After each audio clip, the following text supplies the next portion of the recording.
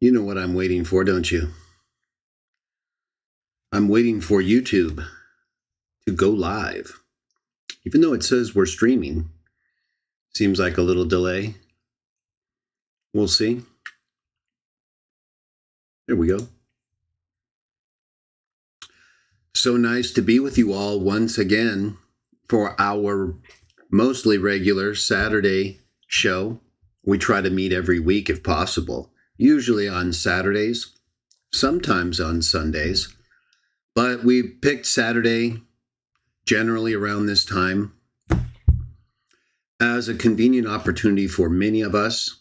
We sometimes will adjust the time, like earlier on Saturday, try to give people around the world an opportunity to join us live. We're Christian Witnesses of Jah. We're not a big group, but we are spread out throughout the world, as I said, and it's not about size, it's about quality. I'd rather have 10 people who genuinely believe in the best available reasons than 10,000 who don't. It's given me a little bit of a buffering signal, so I apologize when it does that. It puts a big yellow banner up, so it's like, you can't help but notice it. But like some kind of buffering, so if you experience any kind of delay, or it's not common, but sometimes it'll be a little slow, it should stabilize. And in any case, if you do notice an ongoing problem with the stream ever, just put a comment in the section about what you're hearing. If it's really problematic, I don't want to keep going. I'd rather fix the issue and then have it so that, it's presentable audio and visual in the best possible way. All right, so I'll keep an eye out for that. I'll keep an eye out on the YouTube buffering. But as I was saying, we're Christian Witnesses of Jah, and we're believers in the Bible. Many of us all of us come from different groups or from no group at all. If they was someone who in the last decade or so heard of us and started to kind of follow along and eventually believe, that's possible. But for the most part, many of us are from groups like Watchtower, Mormons, or other Christian groups who just don't agree with those groups and fundamental teachings. Where it concerns me and others in the Watchtower, we don't agree that their governing body is especially appointed by Jesus and Jehovah, or either one, since 1914, 1919, or any time thereafter. That doesn't mean they've never done anything that's good or sincere. That would be like saying that just because we don't accept the Catholics and their succession of popes, allegedly from Peter, and all their ecclesiastical authority, that would be like saying rejecting them means they've never done anything good, right? And of course, that's not true. So we try to look at groups and people fairly in that way, right? Not be judgmental. A big part of who we are as Christian Witnesses of Jah and in leaving these other groups is we just stick with the clear fundamental teachings of the Bible. And in particular, 3 of them that are uniquely attached to life and how we get life and appease or satisfy God with our conduct, even though we are not perfect and we live in a world that's far from perfect.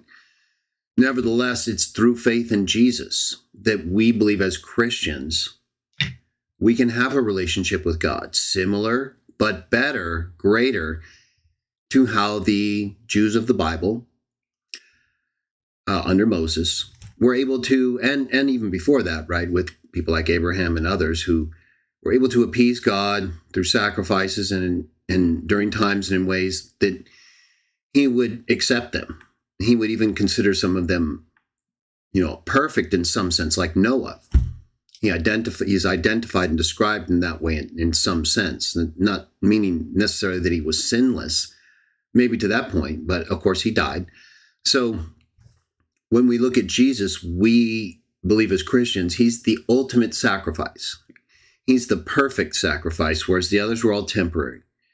People often question why the Bible talks about sacrifices, right? What's all this sacrifice? Well, they usually, if not always, fail to look at it in its historical context and why any ancient peoples, not just those involved with the Bible and its God, and the other gods that the Bible mentions of the nations, right? They rarely ever look at it contextually and understand that historically animals and other possessions of people were their most valuable things apart from their life, right?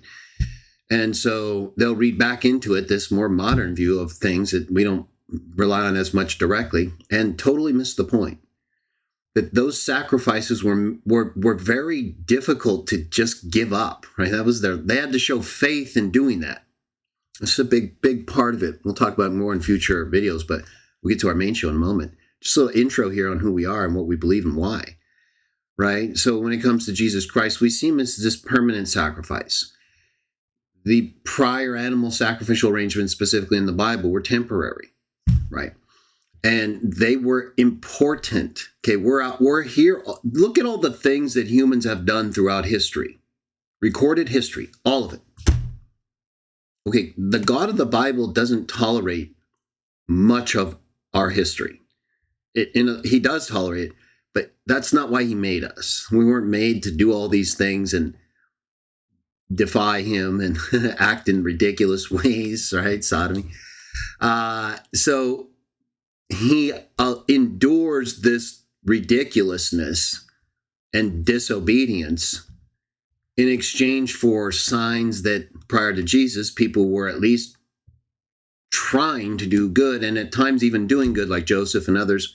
I mentioned Noah, Abraham. So being perfect wasn't the issue. It was a disposition of the heart that Jah could read and now Jesus can see. And now it's you and me, right? Versus Abraham, Moses, these people of old. Okay, so our faith is just as important and can be shown in similar ways. Right? We don't offer sacrifices. We're past those days. But we have to show faith somehow, right? It's by our works. It's by what we give up spiritually and materially in order to do the right things, right? I have enough. I could get more if I wanted to, but I try to balance things in ways that allow me to do what I need to do, be satisfied and content, and put my interest in the future life we all expect. So if you're like me, you understand what I just said. And if you're not, well, listen to it again. And that's basically where we are and who we are and what we do. We promote the God of the Bible, not just because we hope it's true, but we actually have reasons. We actually have looked at the text of the Bible critically, historically, linguistically, textually, and we understand what it is and what it's not. We also recognize when it comes to Jesus that we have information that is unique. Unique in terms of him being a real historical figure and someone foretold to exist, both before he was a human and as he was a man, and even after that. All these texts. Now, part of these texts include Revelation, and that's what we're studying right now, right? 11 through 13. We've been doing this since episode 43 of Christian Witnesses of Jah live discussion. This Saturday show I've been talking about, right? I'm pumped up. We're talking about things. Who we got? Betsy, Dave Bissack, and Barnabas. Very nice. TKS, very good to see you. We'll get to the show in a moment, but as I was saying, so the Bible, book of Revelation, right?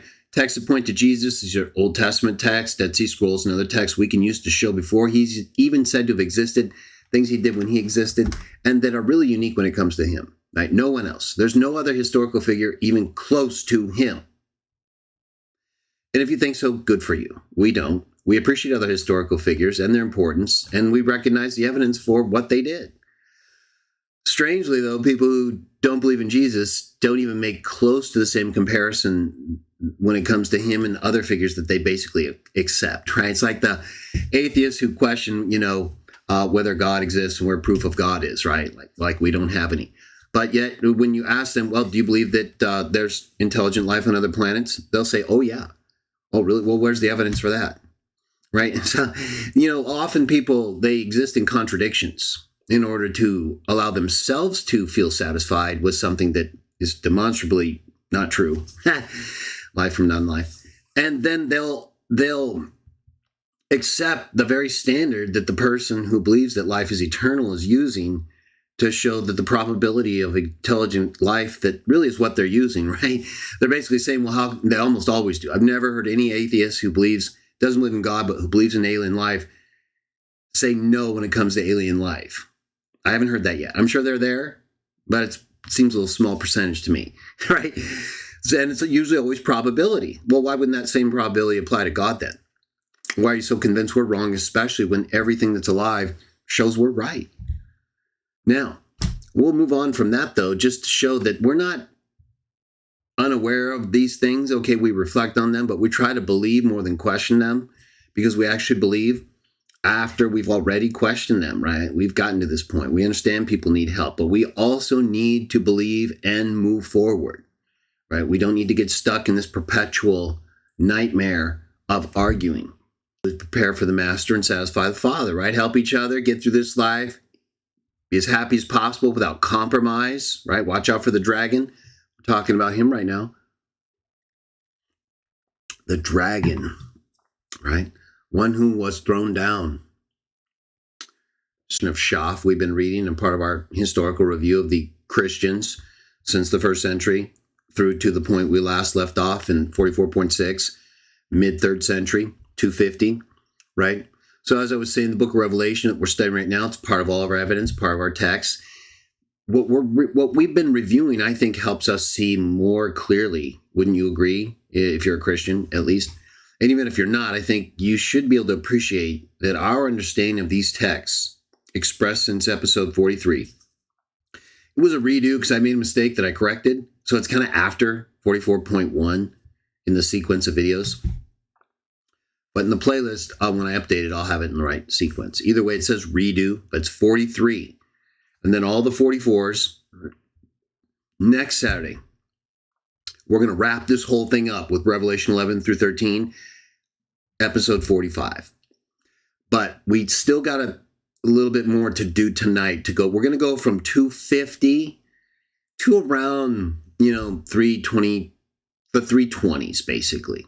We might comment a little bit more, but then in next week's show, we're going to talk more about where we end up, right? Because we're going to start in 250, and we're going to do a review through the events that happened through to Constantine, and then we're going to talk more about him and his visions and all the things that happened.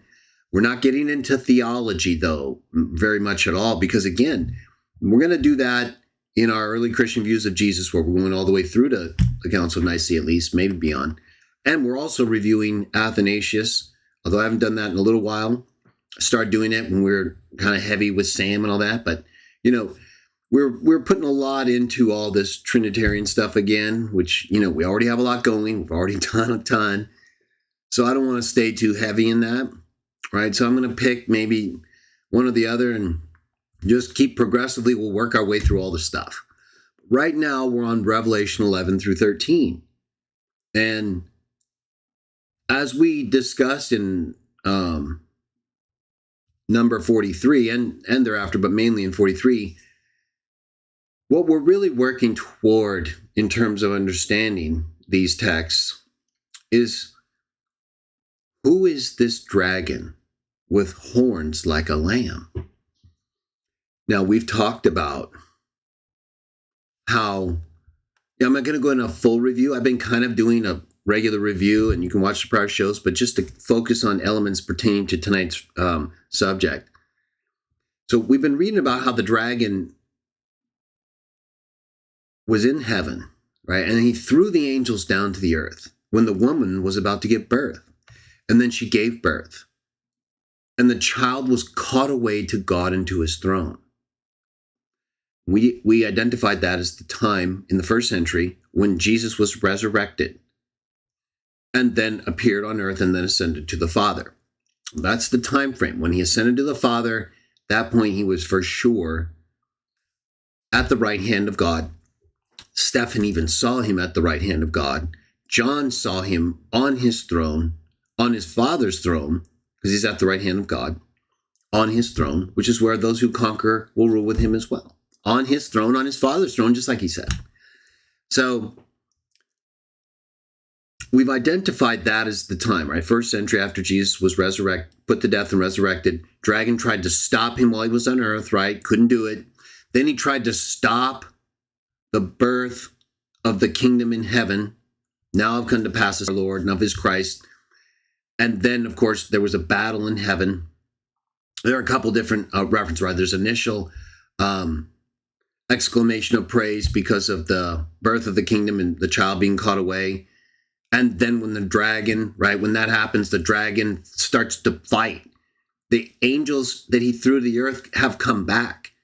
And Michael and his angels are fighting the dragon. And the dragon loses. He can't win. So he's defeated. Right after the authority of the Christ comes to pass. Right? Michael is no longer passive and waiting and deferring to Jah, like he did with Moses' body. He is now, in my view, king. And if you don't believe Michael in Jesus' name, that's okay. It's not required. Jesus is the archangel, though. He's explicitly called that and described as that. 1 Thessalonians 4, 14 through 17, Revelation 1:1. Just to name two texts.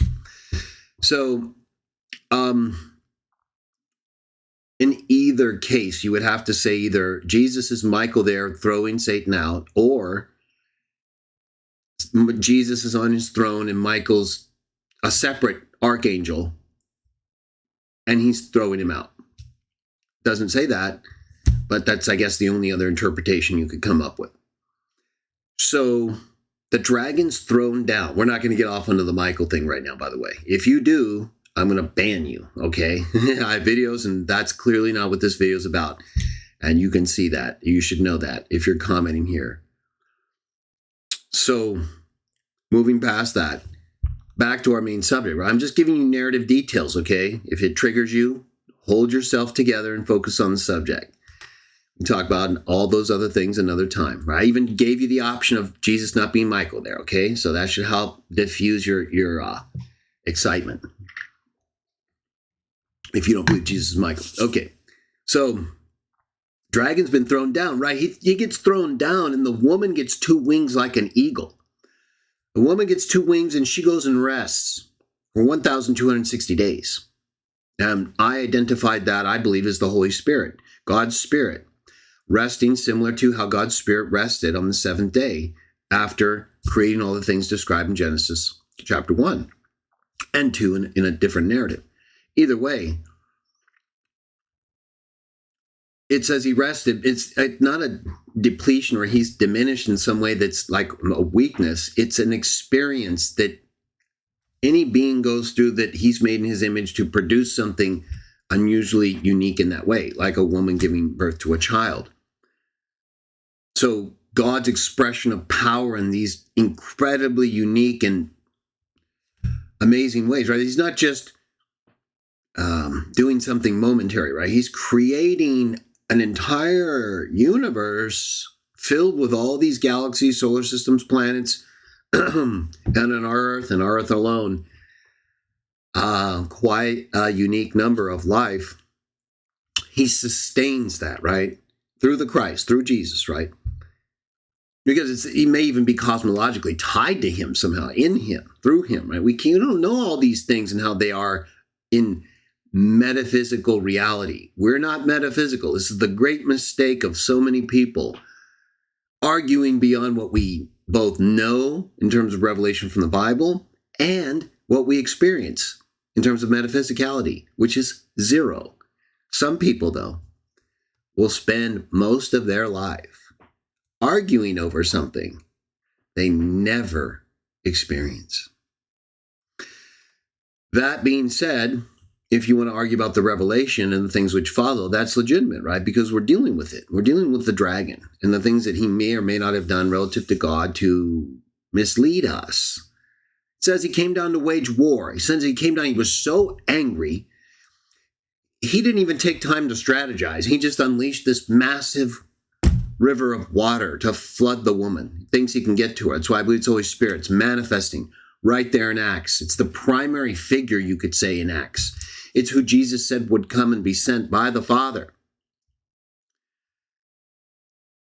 John 14 through 16. So this is something that often gets overlooked, especially by Watchtower people, because they don't understand the Holy Spirit other than an active force. It's hard for them to personalize it in these ways that allow them to see it in I think, these lights. Maybe they can. I don't know. But I don't restrict the way that God's Spirit can be personalized or manifest even as a bird in those ways, whether it's a separate spirit. There are 7 spirits that greet Christians in Revelation along with God and Jesus. Holy Spirit's not mentioned. And those 7 spirits are identified with the Holy Spirit throughout Revelation. So there's something going on, right? There's something relative to God's Spirit that is important, but that we don't fully understand. Why? It's spirit. What is spirit? Can you even explain it? No, it's non-physical. We know that. That's what the Bible tells us, and it seems like the only thing that makes sense, because we don't see anything else identified as spirit. And it's not described as something visible in that way. It can manifest, but it's usually visionary and often depicted with jewels and lights and fire and lightning. Okay, these are not the things we typically look at and can look at. And it's even said that we are not supposed to see them in their real way. Certainly not God. But these kinds of glorious manifestations are like looking at the sun. So there's a reason for it. There's a reason we don't see them. We're not like them in that way. So to try to over-define them beyond the Bible and require people to believe us, like Trinitarians and others do, is really unfortunate. So why would they do it? Well, I think it does tie into the dragon, but we'll get to it, right? There's also legitimate reasons I think Trinitarians have put forward. Some are sincere. It's like with Watchtower. We can clearly see Watchtower's wrong when it comes to their chronology. Even they can see that, right? And they've been wrong so often. Well, let's just not get off onto it, okay? Doesn't matter. There's still a lot of sincere Watchtower people. They don't see another way. And that's just all it's going to be. And we have to accept that. We don't agree with them. We can see that they may be sincere and are doing some good things, and we leave it to the master. What else can you do? Make it worse and try to force them and insult them? Go for it. I think it's better just to show them what they should do. At least try to, the extent you can. Right? Everyone has to choose. If they don't want to choose, maybe that's just what they want. Whether it's Trinitarian, Watchtower, what we want. Well, we want 3 things. That's clear, right? We've made our case. That's all we're really about, and we're leaving it to everybody to choose unless you're directly offended. Matthew 18, you bring everyone to see, right? We're not here to judge people run around. All these judges. Incredible stuff, right? So we got all these judges running around. We got the wicked one thrown down. He unleashes this water against the woman, the Holy Spirit, who's resting from the birth of the Son of God into heaven as the firstborn from the dead. This is a big description and term, and proves once again, firstborn is a temporal term. He was created from the dead. That's what that means. There's no living in dead. He's dead. Like when you're not living, dead. So it says he became, genomai, a life-giving spirit. That means he wasn't a life-giving spirit before that. Even if you want to say he was some other kind of spirit, which is not what it's saying. What, he was a spirit and God, but not life-giving? Yeah, right. No. And also, it's mutability. He was a spirit before he became a life-giving spirit. Well, he's a life-giving spirit now, and life is an essential attribute. That's mutability. You guys are crazy, right? He became better than the angels. He became a life-giving spirit. You say, no, he's not mutable. What are you talking about? Where's the Bible in your house or in your place? We know it's before your face, but you read all this other stuff into it, right? It's talking about the dragon. Let's get to it. So the dragon's going after the woman, right? Unleashes the water. All these attacks by the Jews, the Greeks, even some Romans, right? We talked about it. But the officials, Rome, the stable elements that are not yet attacking the Christians at all, not directly, not until Nero. They stopped the Jews, the Greeks, and the other Romans from killing the woman and her seed. Oh, they certainly do. That's the entire book of Acts, in fact, I would say. Takes us all the way to Nero, where I think we start to see, if not see, the emergence of the beast. Right after the water attack fails, dragon stands on the shore of the sea. And he brings up this beast. Yeah, he brings up a beast that's described in ways that could only be descriptive of Rome. If anyone wants to try to connect the description of the beast with someone other than Rome during this time, and all of its references to the things that Rome does, take people captive, kill them by the sword, make people follow it and worship it, and who can do battle with the beast. If you think that's someone else, well, let me know. But it looks like it's the dragon masquerading as the beast now. He wasn't before. He was so angry, he didn't take time to do it. Now he's waging war. It says he goes off to wage war. This is different than before. He was so angry, out of control, thrown out.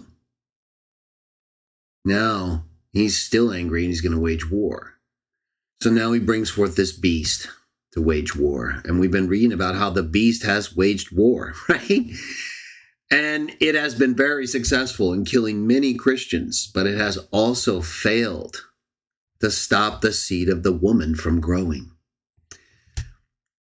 And so there's never been a time when Christians have not been alive in this way, where they've been persecuted either by the beast or by the dragon with two horns like a lamb that we're going to get to.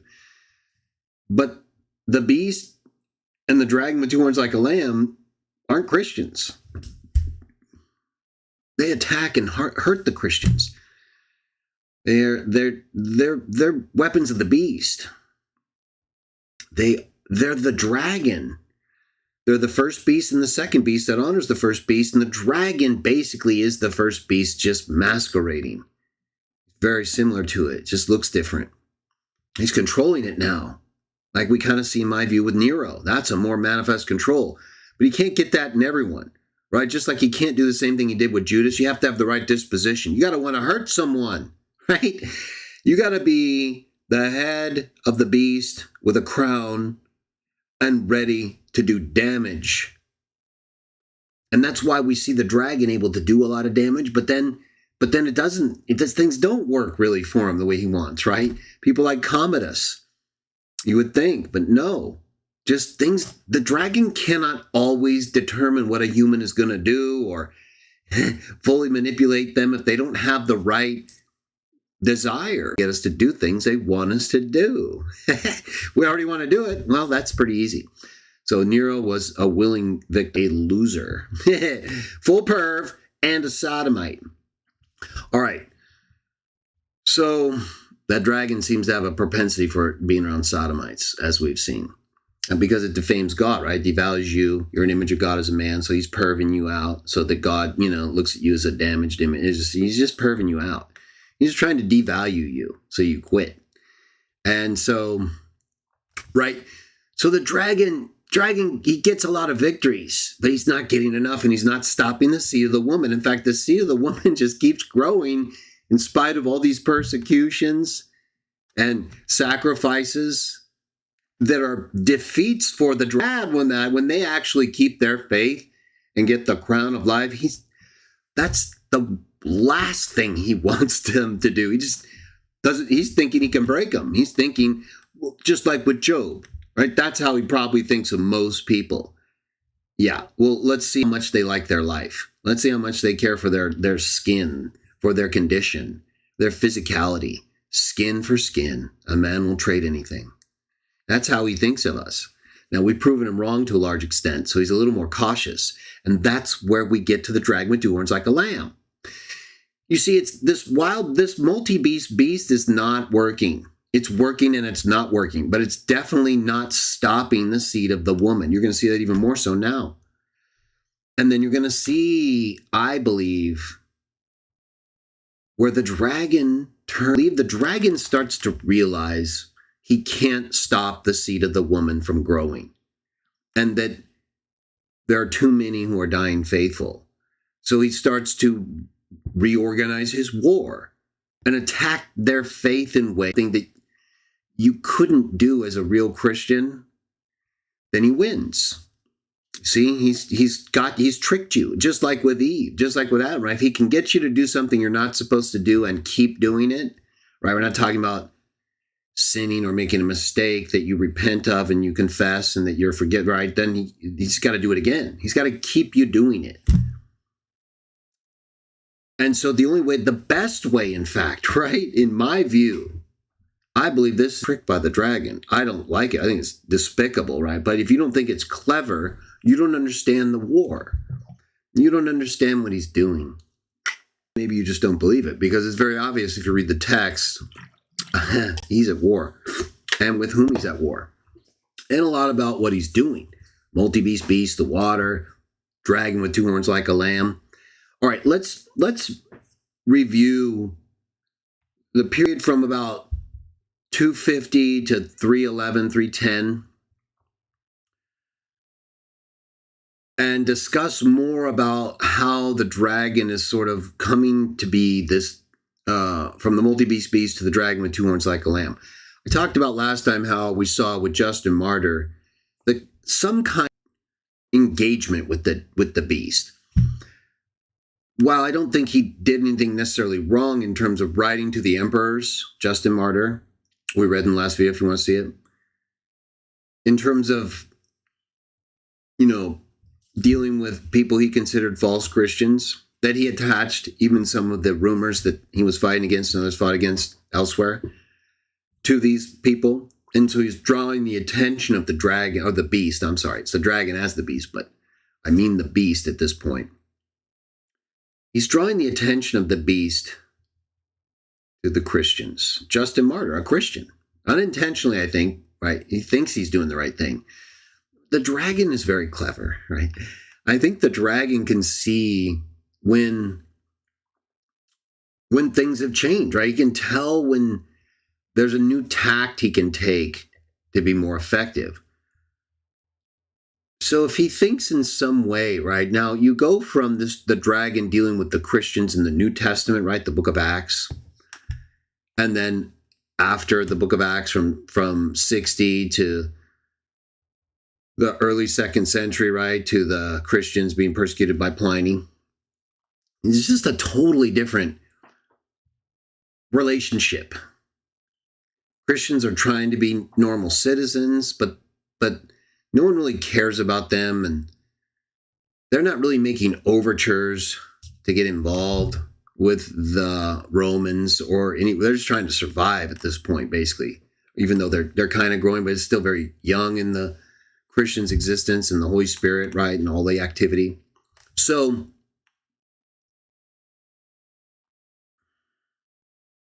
things start to, that keeps happening as we've been reading, right? There's definitely persecutions, but this sort of an off and on, hot and cold thing.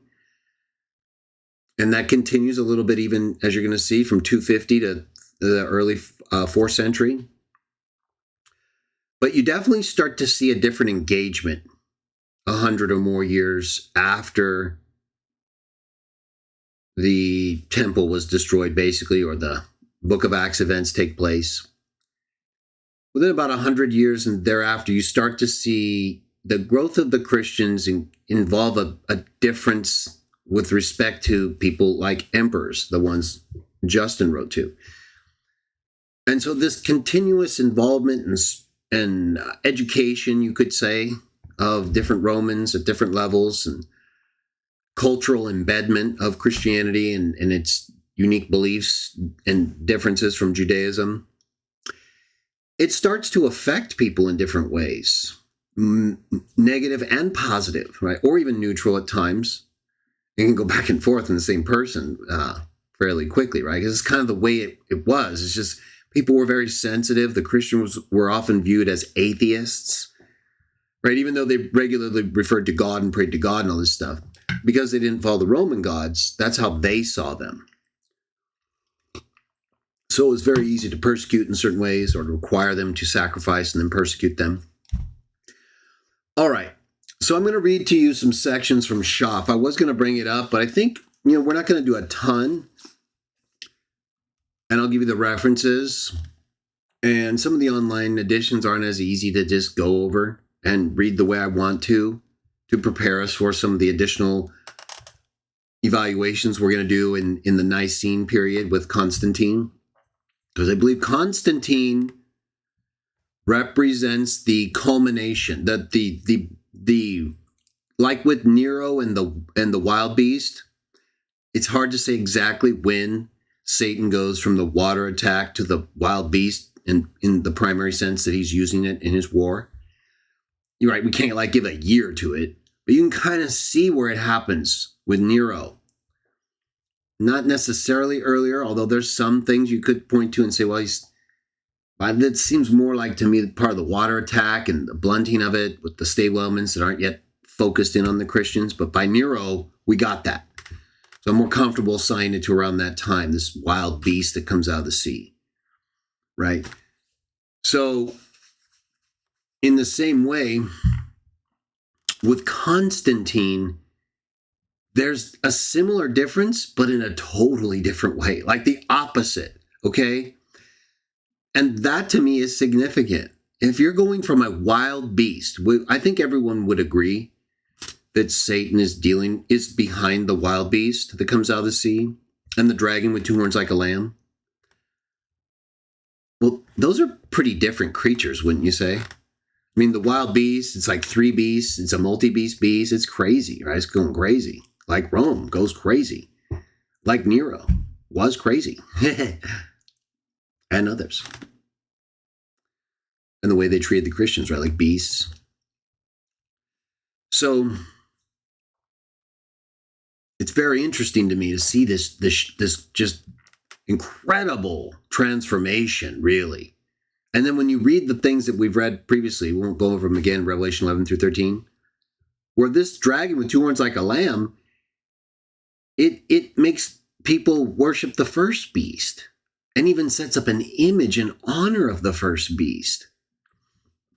And these are pretty unique descriptions that I'm open to hearing what anyone would have to say alternatively to what we've been talking about and we'll talk about and put it in the proper context and information base like we're doing.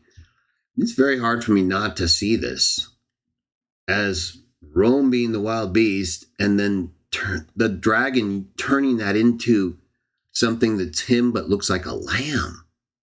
And he's the multi-beast beast, just he's disguised.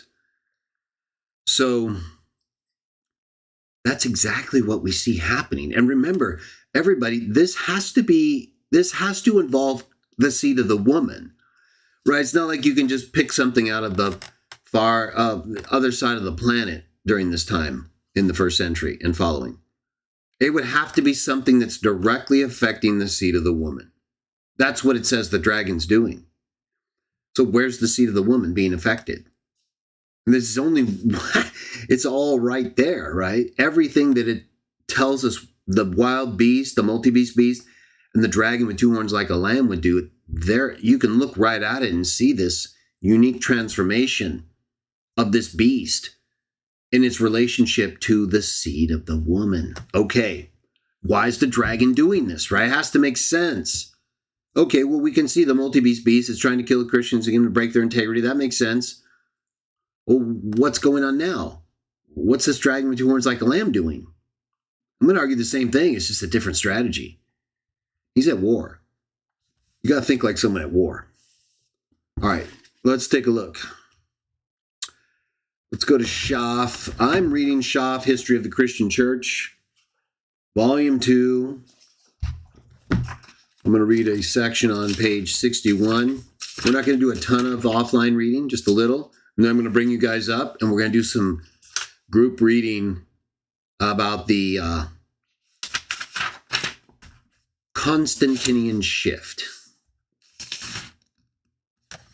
All right, so just reading a portion from Schaff, Volume 2, pages 60 through 61, dealing with the period from 249 to 260. Remember, this is where we left off last time, right around 250. So we're picking up from right there.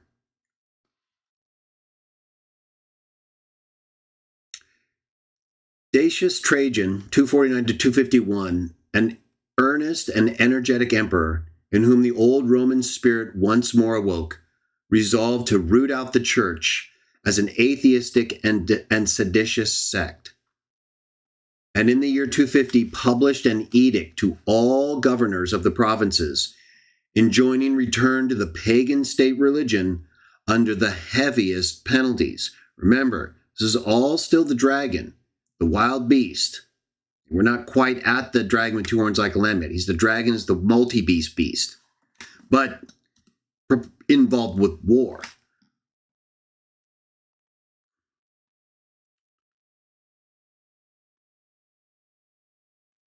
This was the signal for a persecution which, in extent, consistency, and cruelty, exceeded all before it.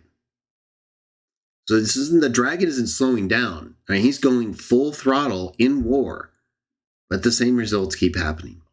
You'll see. In truth, it was properly the first which covered the whole empire, and accordingly produced a far greater number of martyrs than any former persecution. In the execution of the imperial decree, confiscation, exile, torture, promises, and threats of all kind were employed to move the Christians to apostasy. Not apostasy against 1914 Watchtower people or the governing body, apostasy against the Christ. Multitudes of nominal Christians, especially at the beginning, sacrificed to the gods, like we read with Pliny as well. But this is bigger. Especially at the beginning, sacrificed to the gods, or procured from the magistrate a false certificate that they had done so, and were then excommunicated as apostates. Again, this is over sacrificing to the gods, not believing 1914. While hundreds rushed with impetuous zeal to the prisons and the tribunals, faithful Christians, to obtain the confessor's or martyr's crown, the confessors of Rome wrote from prison to their brethren of Africa, quote, "What more glorious and blessed lot can fall to man by the grace of God than to confess God, the Lord amidst tortures and in the face of death itself, to confess Christ, the Son of God, with lacerated body and with a spirit departing, yet free, and to become fellow sufferers with Christ in the name of Christ. Though we have not yet shed our blood, we are ready to do so. Pray for us then, dear Cyprian, that the Lord, the best captain, would daily strengthen each one of us more and more. At last lead us into the field as faithful soldiers, armed with those divine weapons," Ephesians 6:2, "which can never be conquered." These are Christians, prisoners, people who are going to be killed, writing to Cyprian. The authorities were especially severe with the bishops and officers of the churches. Fabianus of Rome, Bablas of Antioch, and Alexander of Jerusalem perished in this persecution. Others withdrew to places of concealment, some from cowardice, some from Christian prudence, in hope of allaying by their absence the fury of the pagans against their flocks, and of saving their own lives for the good of the church in better times. All right, so let's move forward just a little bit.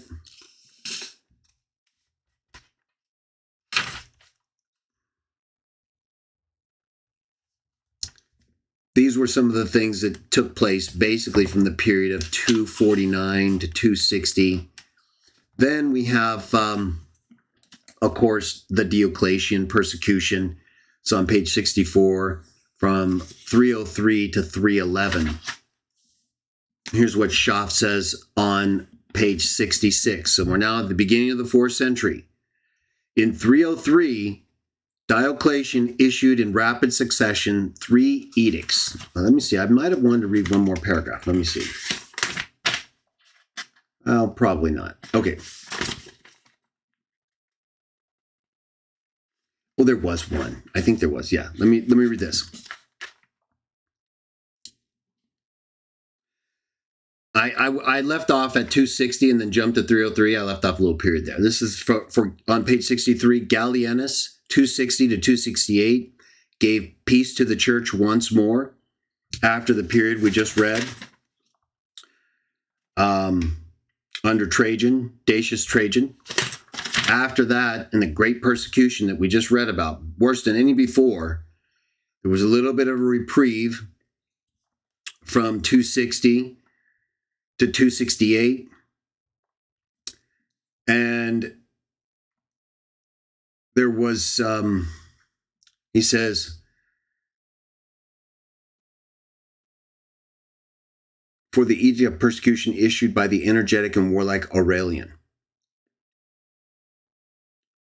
I want to get us to, what does it talk about, Aurelian? Well, it's a little bit earlier here. There were a couple others. I'll go back just a little bit so we get it all in context here. So we left off with the Christians writing from Africa to Cyprian, or writing to Cyprian. I think it was he in Africa. Yeah, Cyprian in Africa, the Christians writing to him. You read that, or you heard it when I read it. Then under Gallus, the persecution from 251 to 253 received a fresh impulse through the incursions of the Goths and the prevalence of a pestilence, drought, and famine. This is page 62. Under this reign, the Roman bishops Cornelius and Lucius were banished and then condemned to death. Valerian, 253 to 260, was at first mild toward the Christians, but in 257 he changed his course and made an effort to check the progress of their religion without bloodshed by the banishment of ministers and prominent laymen, the confiscation of their property, and the prohibition of religious assemblies. These measures, however, proving fruitless, he brought the death penalty again into play. I'm just going back to cover that period I skipped over before we get to the early 4th century. So that brings us to 260 under Valerian. And then we get to Gallienus. We kind of read a little bit of that. He gave peace to the church. And basically, Schaff says that there was about 40 years of peace from 260 to 300, which is kind of why I skipped so much. But I wanted to go back and make sure we got more of the 250s in there because of the persecutions that were significant and covering as much of the time period as we can. But from 260 to 300, there were attempts. It says that Aurelian issued an edict of persecution, but it was rendered void by his assassination, right? So things happened that kind of helped keep this 40-year peace going.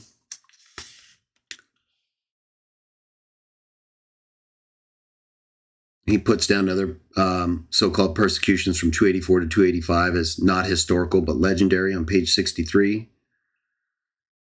Then he says at the bottom of page 63, but in this same proportion, discipline relaxed, right? During this 40 years from 260 to 300, where the Christians kind of had peace.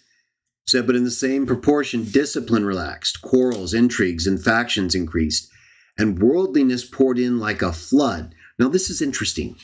Like this 40 years of peace, it's almost like the dragon stops for a while. Like he realizes things aren't working the way he wants them to. He's not getting enough cooperation from the authorities and the wild beasts that he's using. He's causing a lot of persecution and damage, but not enough. The seed of the woman continues to grow. That's his whole point. That's the whole only reason he's active is to stop that.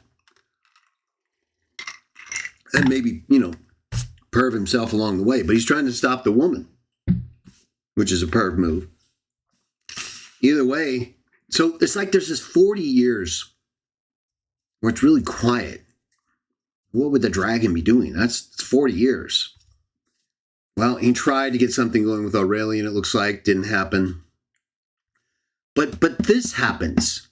The Christians become relaxed, start fighting, develop factions, and worldliness pours in like a flood. That's the dragon. He's trying to contaminate the Christians from inside. Hence, a new trial was a necessary and wholesome process of purification, Schaff says in the bottom of 63. Then we get to 303 to 311, the Diocletian persecution. I'm going to read this section to you. In 303, Diocletian issued in rapid succession, 3 edicts, each more severe than its predecessor. Maximian issued the 4th, the worst of all, April 30th, 304. Christian churches were to be destroyed. All copies of the Bible were to be burned. All Christians were to be deprived of public office and civil rights. And at last, all, without exception, were to sacrifice to the gods upon pain of death. Okay, so much for the 40 years of basic peace and quiet, right? Yeah, that was the dragon preparing for war. And now he's going insane once again and affecting his strategy of wild beast activity upon the Christians. Pretext for this severity was afforded by the occurrence of fire twice in the place of Nicomedia in Bithynia. He loves to do that. Cause fires and blame other people. Where Diocletian resided, it was strengthened by the tearing down of the first edict by an imprudent Christian, celebrated in the Greek church under the name John, who vented in that way his abhorrence of such godless and tyrannical rulers, and was gradually roasted to death with every species of cruelty. So a Christian not acting Christian and getting punished, but inciting the beast. But the conjecture that the edicts were occasioned by a conspiracy of Christians who, feeling their rising power, were for putting the government at once into Christian hands by a stroke of state is without any foundation in history. Interesting he should make that. I don't necessarily see that either. I do see the dragon coming up with strategies that would involve this kind of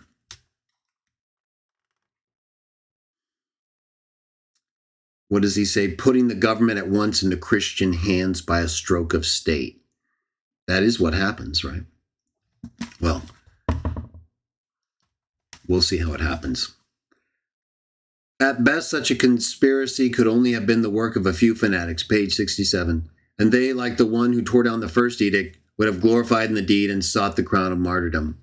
Yeah, I don't think it was fully developed yet, but I see it definitely developed. I see the dragon seeing people like Justin Martin and others interacting with the beast, right? He's going to see all this. And he's going to start to think about how he can manipulate them, how he can do things. But he's still using the wild beast. He still hates the Christians. We just read how he went insane on April 30th, 304. Churches were destroyed, copies of the Bible burned, Christians were deprived of public office and civil rights. And if they didn't sacrifice to gods, right? So it's as bad as you can get. It's in 304, right before Constantine, okay? We're getting there. The persecution began on the 23rd day of February, 303. So going back just a little bit. The feast of the Terminalia, as if to make an end of the Christian sect, with the destruction of the magnificent church in Nicomedia, and soon spread over the whole Roman Empire, except Gaul, Britain, and Spain, where the co-regent Constantius Chlorus, and especially his son, Constantine the Great, from 306, were disposed, as far as possible, to spare the Christians. Bottom of page 67, Schaff, volume 2. Even here the churches were destroyed, and many martyrs of Spain and of Britain are assigned by later tradition to this age. The persecution raged longest and most fiercely in the east under the rule of Galerius and his barbarous nephew Maximian Daza, who was entrusted by Diocletian before his retirement with the dignity of Caesar and the extreme command of Egypt and Syria. He issued in autumn 308, we're in 308 now, a fifth edict of persecution, which commanded that all males with their wives and servants, and even their children, should sacrifice and actually taste the accursed offerings, and that all provisions in the markets should be sprinkled with sacrificial wine. This monstrous law introduced a reign of terror for 2 years and left the Christians no alternative but apostasy or starvation. All the pains which iron and steel, fire and sword, rack and cross, wild beasts and beastly men could inflict were employed to gain the useless end. It's the dragon going totally insane, everybody, using everything possible to break as many as possible to fight the seed of the woman. Eusebius was a witness of this persecution in Caesarea, Tyre, and Egypt, and saw with his own eyes, as he tells us, the houses of prayer razed to the ground, the Holy Scriptures committed to the flames on the marketplaces, the pastors hunted, tortured, torn to pieces in the amphitheater. Schaff, Volume 2, page 68. Even the wild beasts, he says, referring to Eusebius, not without rhetorical exaggeration, at last refused to attack the Christians, as if they had assumed the part of men in place of the heathen Romans. Tell me that's not a wild beast. Even the wild beasts are having compassion on the Christians like men should, because the Romans are acting more like the beasts.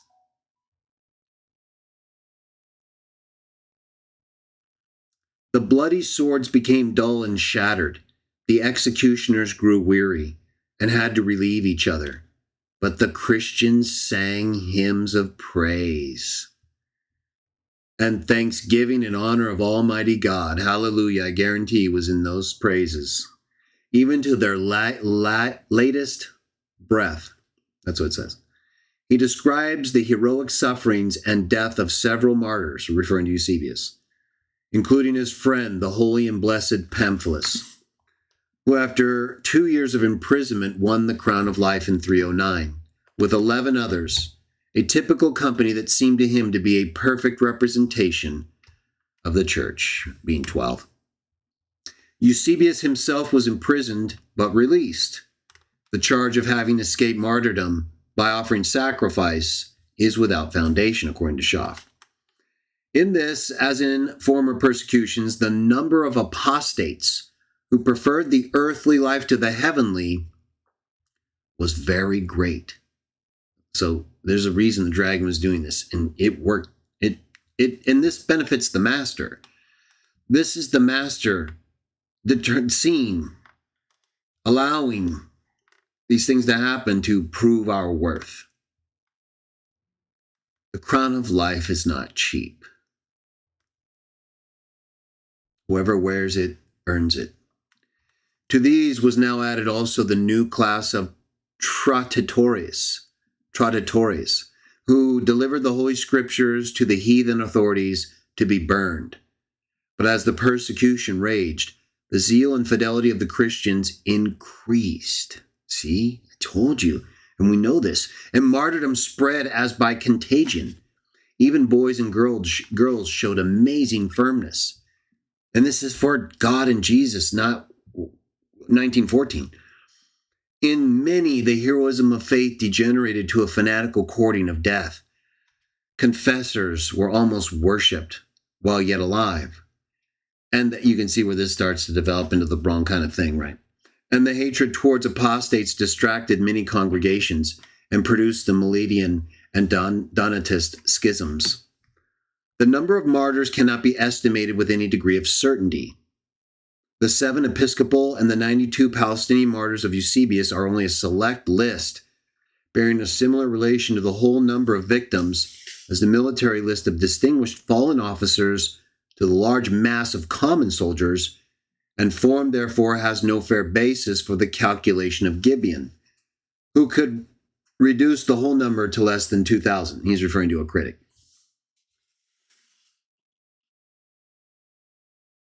And he says the number must have been larger. Okay. All right. And so now we get to the edicts of toleration. Right. We saw all the persecution and destruction that just took place beyond anything even centuries before, when persecutions also took place, or even during the times of the temple's destruction, the Bar Kokhba rebellion that we talked about. It just keeps getting worse and worse. There's periods of reprieve. The woman's seed doesn't quit, everybody. There's no reason to quit. Why are we quitting? They're not going to give us anything better. No, they're going to take away even what they promise if we do anything that we shouldn't promise because we have something better. They don't. No, they don't. Do you think the devil does? No, he doesn't. He has an expectation. We have a hope.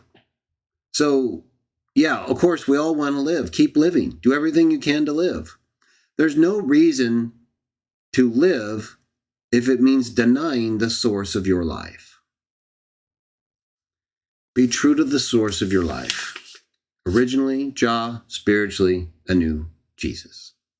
There's no reason to abandon those things, everybody. Especially for people who promote sodomy, right? Don't know basic things. Just get so ridiculous. Back to the subject.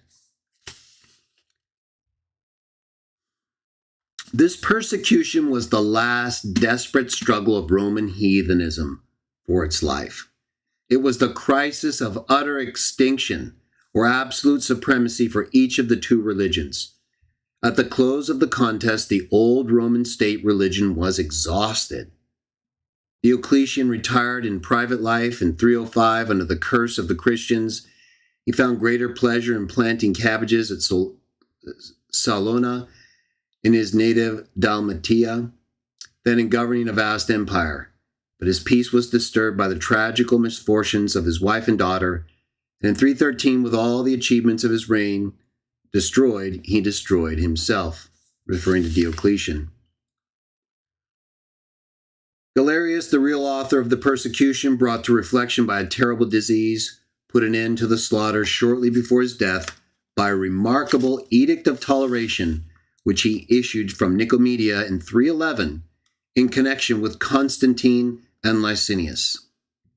In that document, he declared that the purpose of reclaiming the Christians from their willful innovation and multitude of their sects to the laws and discipline of the Roman state was not accomplished, and that he would now grant them permission to hold their religious assemblies, provided they disturbed not the order of the state.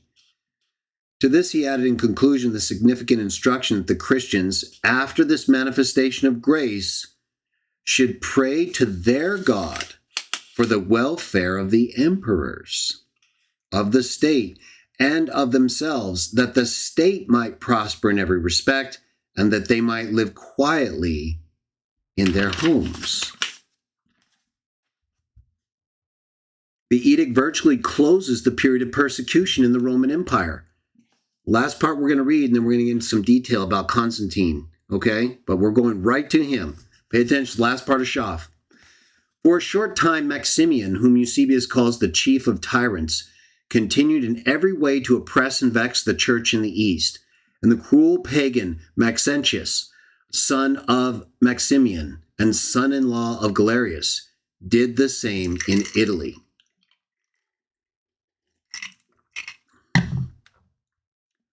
But the young Constantine, who hailed from the far west, had already in 306 become emperor of Gaul, Spain, and Britain. He had been brought up at the court of Diocletian at Nicomedia and destined for his successor, but fled from the intrigues of Galerius to Britain and was appointed by his father and proclaimed by the army as his successor. He crossed the Alps, and under his banner of the cross, he conquered Maxentius at the Milvian Bridge near Rome. And the heathen tyrant perished with his army of veterans in the waters of Tiber, October 27, 312. A few months after, Constantine met at Milan with his co-regent and brother-in-law, Licentius, and issued a new edict of toleration in 313, to which Maximian also, shortly before his suicide in 313, was compelled to give his consent at Nicomedia. It's like the change from the multi-beast beast to the, in my view, dragon with two horns like a lamb. You'll see further why, but this is how I'm seeing it based on what I already know and what I'm going to show. And there's definitely something going on here, right? It's totally new, right? We've got edicts of toleration, and while we've had certain periods of toleration before, we've had just ongoing, massive, incredible persecution, and now things are changing more permanently. The second edict went beyond the first of 311. It was a decisive step from hostile neutrality to friendly neutrality and protection. and prepared the way for the legal recognition of Christianity as the religion of the empire. What? Anyone who would have thought that possible before this or around this time would have thought you're crazy, right? Like the beast is going to become a Christian. And that's exactly, basically, I believe, what we see in Revelation. But it's because of the dragon. It's not because, right, it's the dragon's war effort. He's where the woman's seed is. He's doing something. We've been reading about what he's been doing for a while now, and in particular tonight, right? He's not stopping anything. He's just doing something different now. Remember what it said, everybody.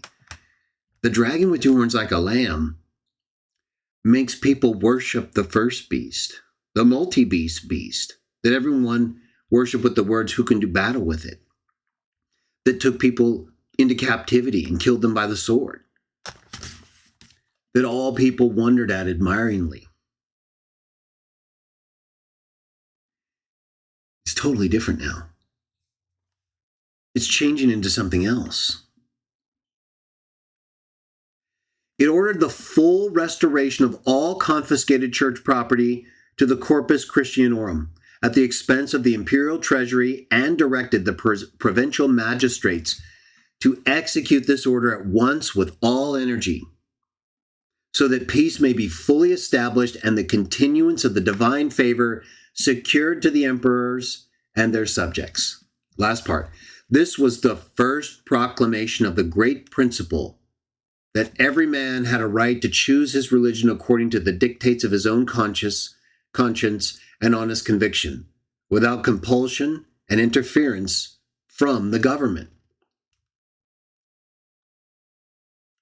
A forced religion is no religion at all. This is Schaff. Unfortunately, the successors of Constantine from the time of Theodosius the Great, which is where we're going to basically go to, Theodosius the Great, 383 to 395, that's where we're basically going to go to in our next and final part to this series, number 45. Theodosius the Great enforced the Christian religion to the exclusion of every other. Let me read that again. Schaff is criticizing what happened.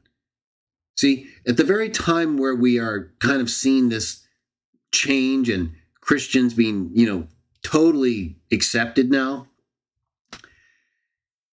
he says, unfortunately, the successors of Constantine, during whose time this is all happening, from the time of Theodosius the Great, 383 to 395, enforced the Christian religion to the exclusion of every other.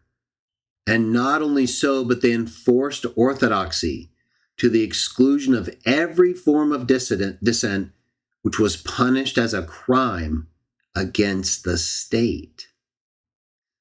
Page 73, Schaff, Volume 2. So, that's looking a little bit ahead, but as you can see, even though it's becoming better for the Christians, it actually ends up getting worse for everybody.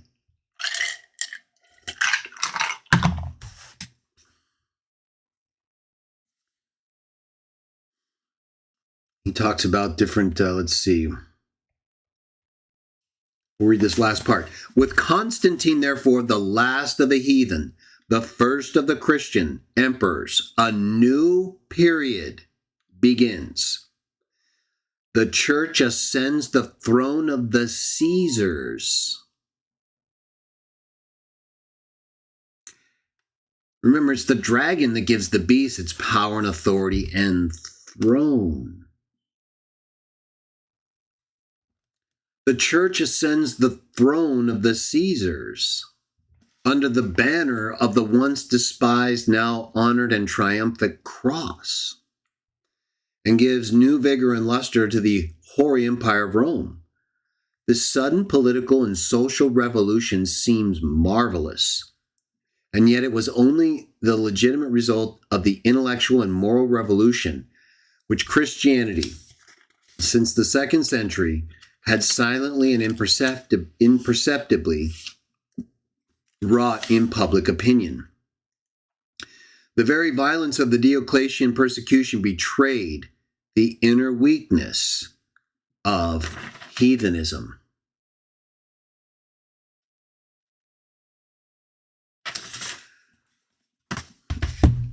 So here we are now, everybody.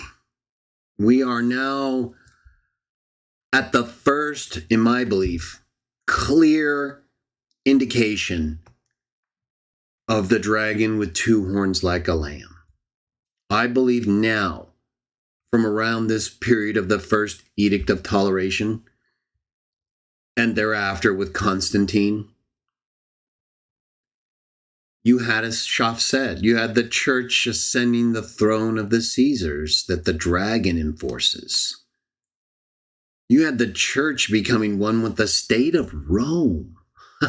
the very wild beast that was persecuting it to the death in the most ruthless, cruel, vicious ways for several centuries.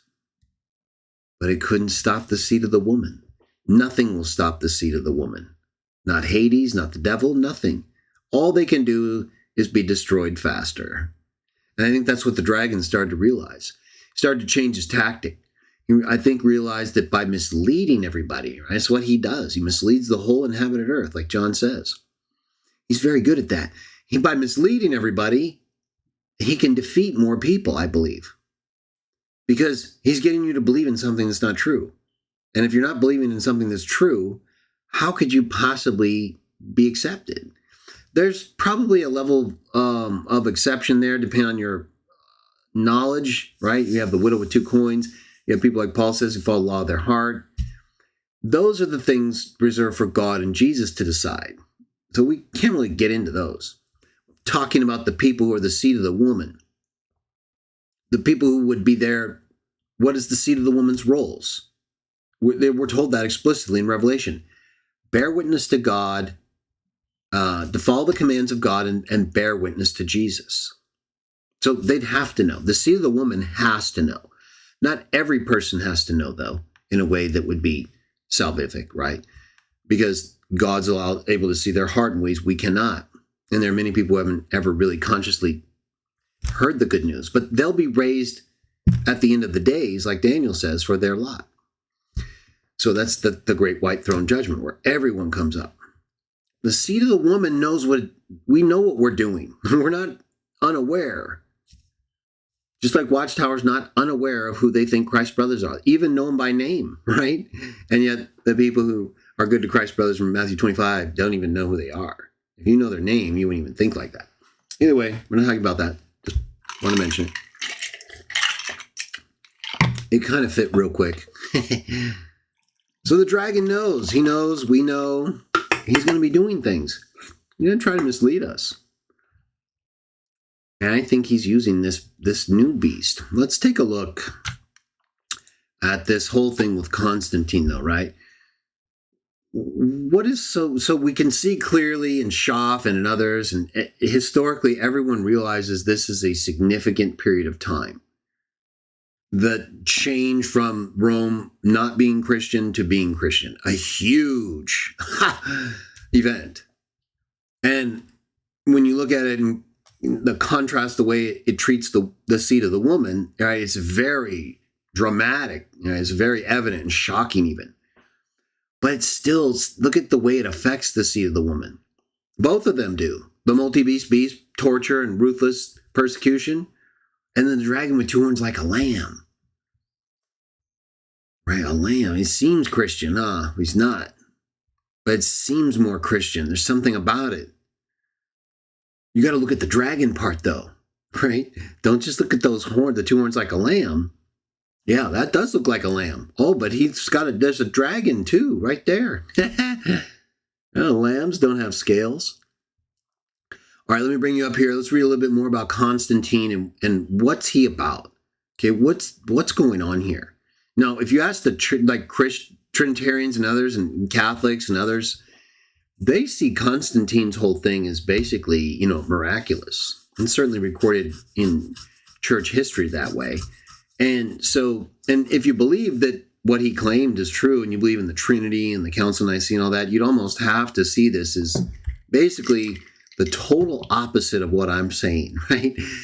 They see that as this is all God bringing this about. This is all God bringing the church into Rome as a state religion. And allowing Constantine to do these things that we're going to see more about, and the Trinity, and this is all God in their view. That's not how we see it. And it's not how I don't see how you can interpret Revelation that way. But, not everybody interprets it the same way.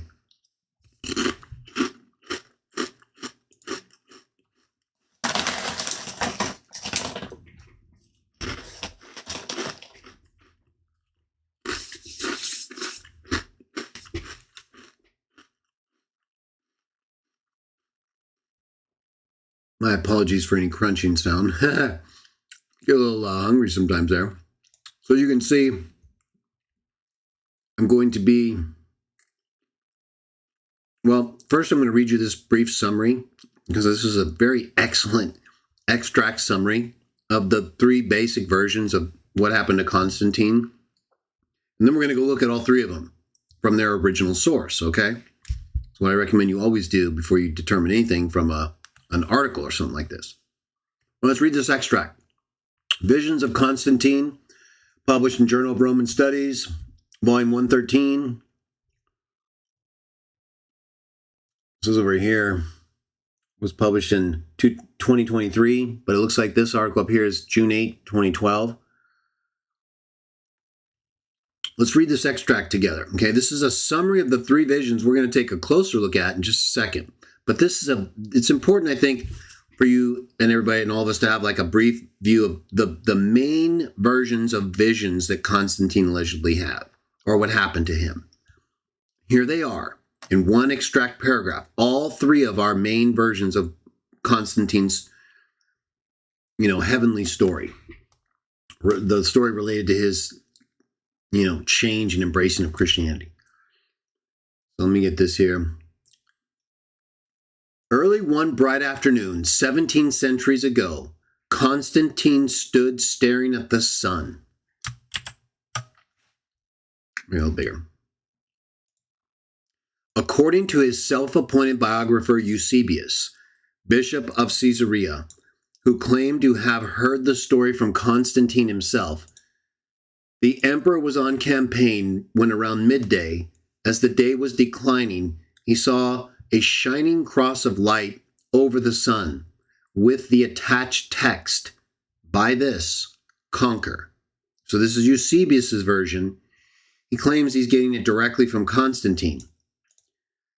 The understandably startled ruler slept on the matter, whereupon Christ appeared in a dream and instructed him to fashion himself a copy of the holy sign of the cross, which would protect him against his enemies. This is Eusebius's version. He did as he had been told, took Christian clerics as his advisors, and not long afterwards set off for Italy to fight his rival, Maxentius. The second version, the rhetorician Lactantius, writing about 20 years before Eusebius, presented a different tale in his De Mortibus Persecutorum.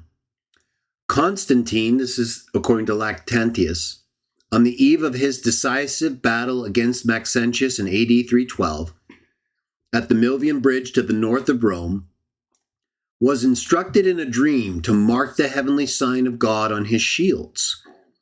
Constantine's moment of epiphany, sometimes equated with his conversion, has traditionally been seen as both one of his history's greatest turning points and as one of its most enduring enigmas. I apologize. A little tongue-tied right there. The interpretation of Constantine's visions is further complicated by an anecdote that appears in an anonymous panegyric, or a public oration, of the emperor, delivered in AD 310. Having turned off from the road to visit the most beautiful temple in the world, Constantine was greeted by a remarkable sight. For you saw, I believe, Constantine, your Apollo, accompanied by victory, offering you laurel crowns, with each brought an omen of 30 years of life. Now, this last one isn't really the third history of Constantine's involvement with Jesus or the heavenly vision. This is an earlier panegyric. The panegyric, or the public oration to the emperor that is another version, basically, of what happened. The earliest one is in 313. We're going to go to that now. But for some reason, in this extract, they put the earlier one before Constantine allegedly saw the sign of the cross and was visited in a dream. So this wouldn't be as relevant. But you can see even in 310, he's getting a public oration relative to his beliefs in Apollo. But again, this is before his conversion event.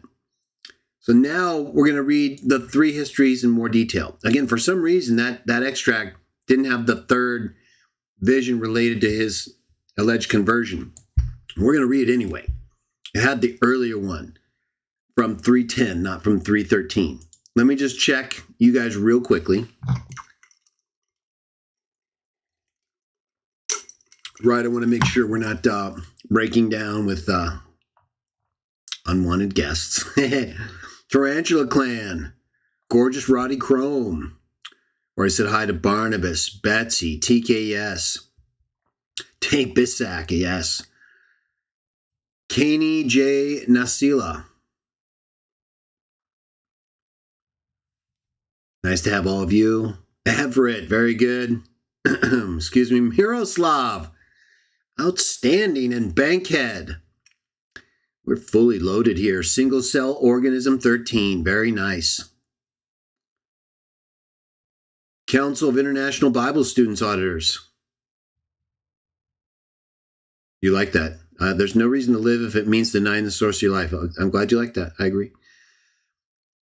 Absalom's Tube. I have some suspicions about Constantine's character. He was not a sentimental type, so Islam would have suited him better. Well, I don't know. Well, we'll see more about him right now. All right, so we're going to get to him. I just wanted to give you that brief extract. It basically gave two of the three versions, though, of the histories. But I wanted to read it anyway. So we'll read, though. We're going to go to the actual sources. Let's go to Eusebius first. We're going to read from Eusebius's The Life of Constantine. We're going to read these three versions of what happened. And then just a few other details from an article that talks about them. And then we're going to wrap it up. We're going to partake as well. We're almost done with our full study, our detailed analysis and review of Revelation 11 through 13. One more show next week, next Saturday. Let me bring this up here. Get you guys up here. So, we have...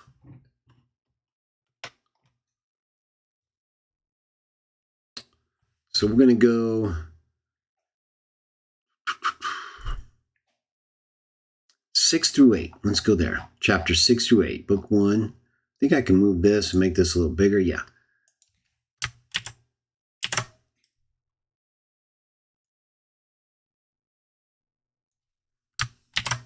All right. It might be as big as I can make it. All right, that should be good. This is very important stuff, so follow through with me here. We'll get through these readings and we'll talk more about it, but this is good stuff. I think you'll really enjoy this, and you'll see why, in addition to what I've already presented, why I think this period of time now, in the early 4th century, with the First Edict of Toleration and the coming of Constantine, that we have a dramatic shift and change from the multi-beast in terms of persecution of the woman to something totally different. But that just like Revelation 11 through 13 says, honors the first beast and makes everyone worship it and sets up an image, as you're going to see, while acting like a lamb, in spite of being a dragon. Okay, let's get to chapters, this is 6 right here. So here's how Eusebius is describing Constantine, okay? Listen to this. Thus, like a faithful and good servant, did he act and testify openly, declaring and confessing himself the obedient minister of the supreme king. And God forthwith rewarded him by making him ruler and sovereign. This is how the early Christians in the 4th century were looking at Constantine, okay? This is a personal biographer. And I don't think he gets everything right, as you're going to see with respect to the things that Constantine says. Well, he may be telling what Constantine told him, but what Constantine later tells Eusebius, It's not what the earliest evidence indicates. And Eusebius going on about praising Constantine, God forthwith rewarded him by making him ruler and sovereign, and victorious to such a degree that he alone, of all rulers, pursued a continual course of conquest, unsubdued and invincible, and through his trophies a greater ruler than tradition records ever to have been before. So dear was he to God, and so blessed, so pious, and so fortunate in all that he undertook, that with the greatest facility he obtained the authority over more nations than any who had preceded him, and yet retained his power undisturbed to the very close of his life. Ancient history describes Cyrus, king of the Persians, as by far the most illustrious of all kings. This is Eusebius, 4th century, writing about Constantine. And yet, if we regard the end of his days, referring to Cyrus, we find it but little corresponded with his past prosperity, since he met with an inglorious and dishonorable death at the hands of a woman. Again, the sons of Greece celebrate Alexander the Macedonian as the conqueror of many diverse nations. Yet we find that he was removed by an early death, before he had reached maturity, being carried off by the effects of revelry and drunkenness. His whole life embraced but the space of 32 years, and his reign extended to no more than a third part of that period. Unsparing as the thunderbolt, he advanced through streams of blood and reduced entire nations and cities, young and old, to utter slavery, talking about Alexander the Great. They're comparing him with Constantine. But when he, Alexander, had scarcely arrived at the maturity of his life and was lamenting the loss of youthful pleasures, death fell upon him with terrible stroke, and that he might not longer outrage the human race, cut him off in a foreign and hostile land, childless, without successor, homeless. Alexander's kingdom was instantly dismembered, each of his officers taking away and apportioning a portion for himself. And yet this man is extolled for such deeds as these. But our emperor, Constantine, began his reign at the time of life at which the Macedonian died, yet doubled the length of his life, and trebled the length of his reign. And instructing his army in the mild and sober precepts of godliness, he carried his arms as far as the Britons, and the nations that dwell in the very bosom of the Western Ocean. He subdued likewise all Scythia, those situated in the remotest north, and divided into numberless, diverse, and barbarous tribes. He even pushed his conquest to the Blemmyans and Ethiopians, and the very confines of the south. Nor did he, that is Constantine, think the acquisition of the eastern nations unworthy his care. In short, diffusing the effulgence of his holy light to the ends of the whole world, even to the most distant Indians, the nations dwelling on the extreme circumference of the inhabited earth, he received the submission of all the rulers, governors, and satraps of barbarous nations, who cheerfully welcomed and saluted him, sending embassies and presents and setting the highest value on his acquaintance and friendship. Does that sound like the woman in distress? That this person would bring distress to the woman?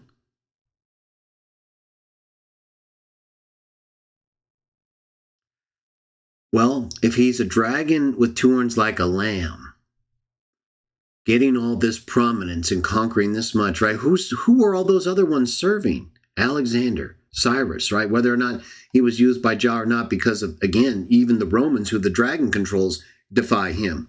Jah can use whoever he wants, and he does use other beings, humans of other nations at times, especially when it relates to his people. But what we're reading here, the praise being heaped on Constantine by Eusebius, right? Let's wrap it up. Insomuch that they honored him with pictures and statues in their respective countries. Constantine alone of all emperors was acknowledged and celebrated by all. Notwithstanding, even among these distant nations, he proclaimed the name of his God and his royal edicts with all boldness. And as we know, these are he doesn't use the name of God. He doesn't even think God can have a name, as you're going to see. We'll read later. Like many who have different non-biblical views of God.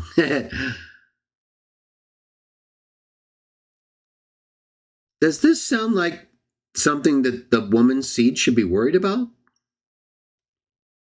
Right? This is like the best possible thing you could imagine, the way Eusebius is describing it, right? This is a greater conqueror than anyone else ever.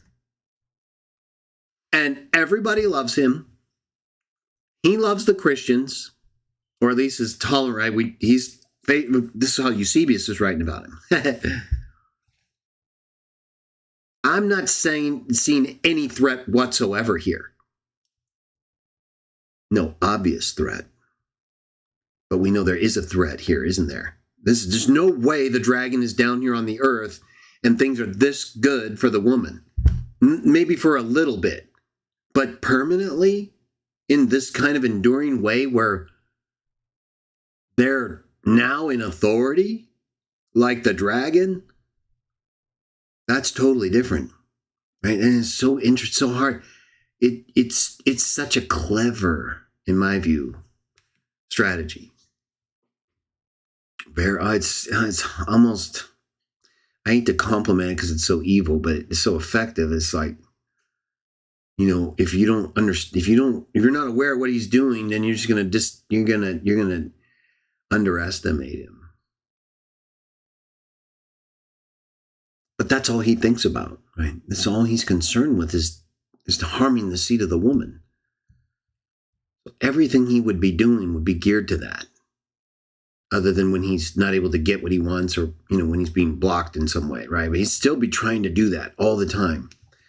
So now things are just almost perfect in terms of Rome, right? We go from Rome being this just crazy beast that's going to destroy everything at different periods of time, like you've never seen before that time, to this.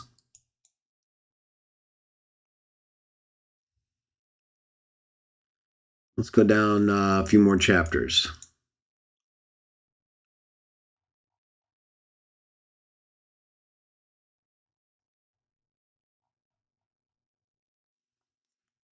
Let's read right here.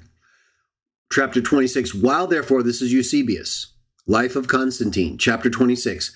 While therefore Constantine regarded the world as one immense body and perceived that the head of it all, the royal city of the Roman Empire, was bowed down by the weight of a tyrannous oppression, at first he had left the task of liberation to those who governed the other divisions of the empire, as being his superiors in point of age. But when none of these proved able to afford relief, and those who had attempted it experienced a disastrous termination of their enterprise, he said that life was without enjoyment to him as long as he saw the imperial city thus afflicted. This is before the supernatural event that Eusebius describes. That earlier part was Eusebius just telling everybody, like getting into his life of Constantine, where he's building up Constantine, all the things that as Christians they see him as. Now he's getting right to the part before Constantine has this alleged supernatural experience. This is Constantine before that experience. So look at this part again.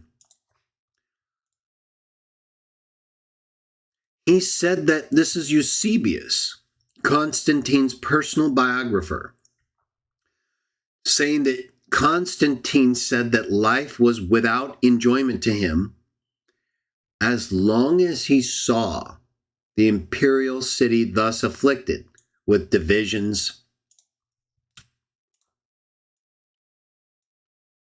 tyrannous oppression, and he prepared himself for the overthrow of the tyranny. So he definitely was concerned about the state of Rome at this time and its divisions and tyrannous rulers. Chapter 27, being convinced, however, that he needed some more powerful aid than his military forces could afford him, on account of the wicked and magical enchantments which were so diligently practiced by the tyrant, He sought divine assistance. He's talking about Maxentius, deeming the possession of arms and a numerous soldiery of secondary importance, but believing the cooperating power of deity invincible and not to be shaken. Constantine considered, therefore, on what God he might rely for protection and assistance. While engaged in this inquiry, the thought occurred to him that of the many emperors who had preceded him, those who had rested their hopes in a multitude of gods and served them with sacrifices and offerings had in the first place been deceived by flattering predictions and oracles which promised them all prosperity, and at last had met with an unhappy end, while not one of their gods had stood up to warn them of the impending wrath of heaven. While one alone who had pursued an entirely opposite course, who had condemned their error and honored the one supreme God during his whole life, had found him to be the savior and protector of his empire, and the giver of every good thing. Reflecting on this and well weighing the fact that they who had trusted in many gods had also fallen by manifold forms of death, without leaving behind them either family or offspring, stock, name, or memorial, while the God of his father had given him, on the other hand, manifestations of his power and very many tokens. And considering farther that those who had already taken arms against the tyrant and had marched to the battlefield under the protection of a multitude of gods had been slain, reviewing all these considerations, he judged it to be folly to join the idol worship of those who were no gods, and after such convincing evidence to err from the truth, and therefore felt it incumbent upon him to honor his father's God alone, Christian God. 28. Accordingly, he called on him with earnest prayer and supplications that he would reveal to him who he was, and stretch forth his hand to help him in his present difficulties. And while he was thus praying with fervent entreaty, a most marvelous sign appeared to him from heaven, the account of which it might have been hard to believe had it been related to by any other person. But since the victorious emperor himself long afterwards declared it to the writer of this history, Eusebius, when he was honored with his acquaintance and society, and confirmed his statement by an oath, who could hesitate to accredit the relation, especially since the testimony after time has established its truth? He, that is Constantine, said, this is it, that at about noon, when the day was already beginning to decline, Constantine saw with his own eyes the sign or trophy of a cross of light in the heavens, above the sun, and bearing the inscription, "Conquer by this." At this sight he himself was struck with amazement, and his whole army also which followed him on this expedition, and witnessed the miracle.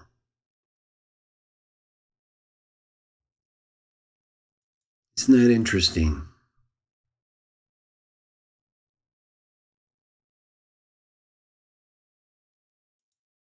Isn't that interesting? He saw the sign of a cross of light in heaven above the sun with the inscription, "Conquer by this," meaning the sign of the cross. What do you think of that? If we accept Eusebius' account, he's telling us that the emperor swore to him by an oath that this is what happened. And this is the latest account, by the way. The earlier two accounts we're going to get to in a moment, they cast some doubt on Constantine's story. And Constantine, as you're going to see, isn't really, well, I'm not saying he was all terrible, right? Especially in one sense, right? But remember, this is the dragon acting like a lamb. You got to look past the lamb part to see the dragon. What did Constantine say? Let's bring it up one more time.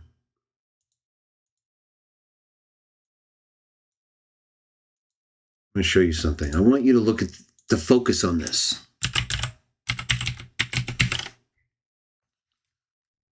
This is very important. If we accept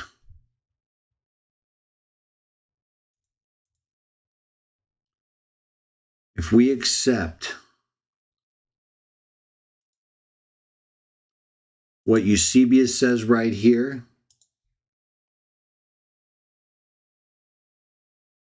that Constantine saw the sign of a cross of light above the sun with the inscription, "Conquer by this," meaning that sign of the cross. What does that make you think of? Does that make you think of the cross?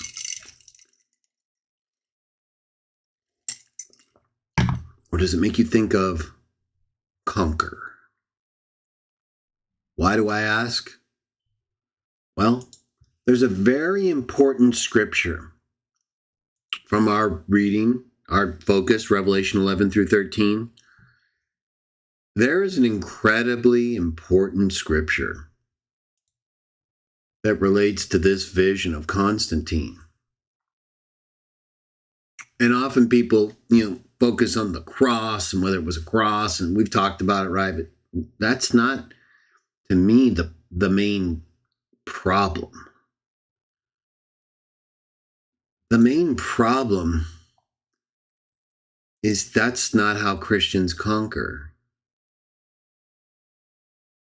According to the Bible,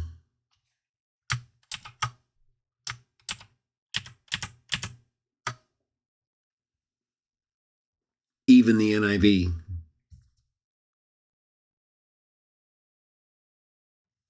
says triumphed. It's the same word, right? Defeated, conquered, overcome. How does the Bible say Christians conquer?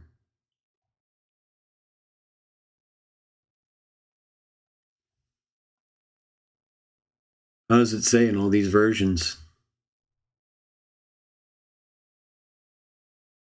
By the blood of the Lamb and by the word of their testimony.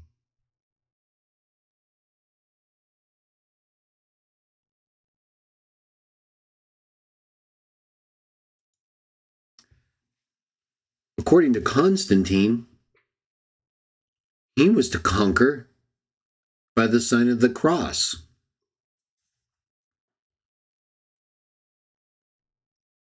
It seems different, doesn't it? Why would Jesus appear to Constantine and tell him to conquer by any other means than what the book of Revelation says we conquer by? Right? And it's all throughout Revelation in terms of how we conquer by the blood of the Lamb and by our testimony, by being faithful till death.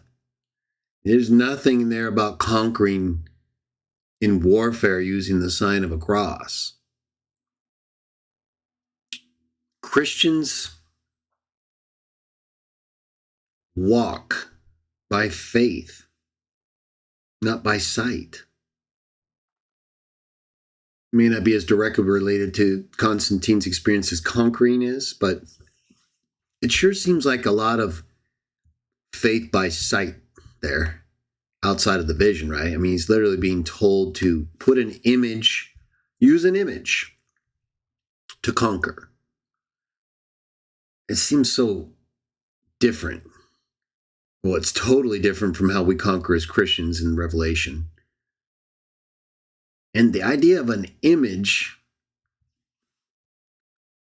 that has such a varied history and relates to Jesus' death, right? It's not like the kind of thing you want to go parading around. I mean, Christians do it today, many of them, because they're misled by Constantine in this whole story. They think that's how they just sign the cross. It gives them power. They actually, it empowers them in some way. It becomes almost like a relic that they use in their worship. And they don't think it's a problem, but where are you getting this? Again, it's totally different from how we conquer in the Bible, how we walk by faith in the Bible. So I wanted to just make this point now because of the unique aspects of what Constantine allegedly was told in the sign to do, conquer in this sign, than the other two accounts. It's just this account from Eusebius, but that he says he got from the emperor as an oath, right? So I'm sure he's writing down what he was told. But whether or not Constantine's telling the truth, right? Why are we believing people? They're either telling us something true or they're not. They're either acting like they're supposed to be acting according to the truth or they're not. And if they're doing a lot of things that clearly don't line up with what we can see is true in the teachings of Jesus, got to look past the lamb's horns to see the dragon. Now, where are we here? So at this site, right, he sees the sign bearing the inscription, conquer by this, not conquer by the blood of the lamb, by the word of their testimony. No, conquer by the cross. At this site, he himself was struck with amazement, and his whole army also, which followed him on this expedition and witnessed the miracle. Chapter 29, he said, Constantine, that he doubted within himself what the import of this apparition could be, and while he continued to ponder and reason on its meaning, night suddenly came on. Then in his sleep the Christ of God appeared to him with the same sign which he had seen in the heavens, and commanded him to make a likeness of that sign which he had seen in the heavens, and to use it as a safeguard in all his engagements with his enemies. Right? So this is a whole new direction here, right? This is, according to Constantine, Jesus in heaven instructing him to make a sign of his death instrument and use it as this device, this visual device to protect you. Right? There's nothing in the Bible anywhere, right, about this significance of this sign and using it like as an outward symbol to protect us. Right? That's totally different stuff going on here than anything you see in the Bible. For Christians, right? Chapter 30, at dawn of day he arose, Constantine, and communicated the marvel to his friends. Then calling together the workers in gold and precious stones, he sat in the midst of them and described to them the figure of the sign he had seen, bidding them represent it in gold and precious stones. And this representation I myself have had the opportunity of seeing, Eusebius. He's making this elaborate, extravagant idol or image of what he was told by Jesus to use to protect himself, a spiritual device of his execution instrument being put together with all this extravagance, this image. It was made in the following manner: a long spear overlaid with, I meant to bring you guys up. All right, I was reading right here. You can read on your own too. It's a brief paragraph where this is where he talked about seeing the sign, chapter 29 here in the life of Constantine. Everything I read to you right there. Last part. Now it was made, talking about the cross that he's having specially made was made in this way: a long spear overlaid with gold formed the figure of the cross by means of a transverse bar laid over it. On top of the whole was fixed a wreath of gold and precious stones, and within this, the symbol of the Savior's name. 2 letters indicating the name of Christ by means of its initial characters. The letter looks like Rho, right? Because it's a Greek letter, being intersected with Chi in its center. And these letters the emperor was in the habit of wearing on his helmet at a later period. From the crossbar of the spear was suspended a cloth, a royal piece covered with a profuse embroidery of most brilliant precious stones, and which being also richly interlaced with gold, presented an indescribable degree of beauty to the beholder. This banner was of such a square form, and the upright staff, whose lower section was of great length, bore a golden half-length portrait of the pious emperor and his children in its upper part, beneath the trophy of the cross and immediately above the embroidered banner. Where was this told to do, right? Where was Constantine told to do all this to this sign? According to the account of Eusebius, who got it from Constantine, he was told to make the sign of the cross he saw in the heaven, which we'll assume is this Cairo sign he's talking about. Where did all this gold and jewelry and suspended cloth and profuse embroidery and interlaced gold, a half-length portrait of the emperor and his children in the upper part? Where did all this come from? I don't think you're following the vision very well, Constantine. Maybe you should have just stuck with what you saw. Is this what you saw? Because this isn't what you described to Eusebius at all. It just seems to go so far beyond what he's talking about. The emperor constantly made use of this sign of salvation as a safeguard against every adverse and hostile power, and commanded that others similar to it should be carried at the head of all his armies. Eusebius, Life of Constantine, chapter 31. All right, now that's Eusebius's account. It's the latest account, but he gets it firsthand, according to him, from the emperor under oath. And even the account that the emperor gives him isn't what they follow, according to what we just read, right? There's all kinds of other things he's adding, even his own image and the image of his children to the sign. So, even if he saw it, does this seem faithful to you? It doesn't to me. It seems way beyond what you were told to do, and even including yourself and your children in the sign. Isn't even close to what he was talking about. The sign was only about him, the Christ. So what's all this other stuff going on here? Again, it's all points to suspect things going on here, right? It's all sus. Let's go to Lactantius and the reference we read earlier from the extract, De Mortibus Persecutorum, chapter 44. Check that out. Bring you guys up here. And we saw, of course, that the words, like literal inscription Constantine allegedly saw, conquer in this sign. So we saw the sign of the Cairo, and the words conquer in this. And that directly contradicts what in the Bible Christians are said to conquer by, right? So this is a whole new directive. It's sus, man. It is suspicious to me. Let me bring you guys up. Lactantius, De Mortibus Persecutorum, on the manner in which the persecutors died. Let's see if I've got the right size here.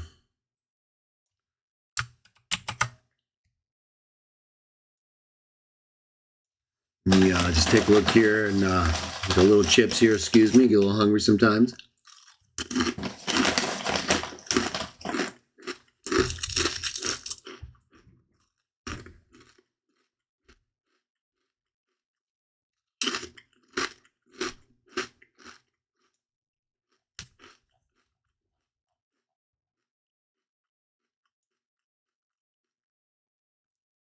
Excuse me.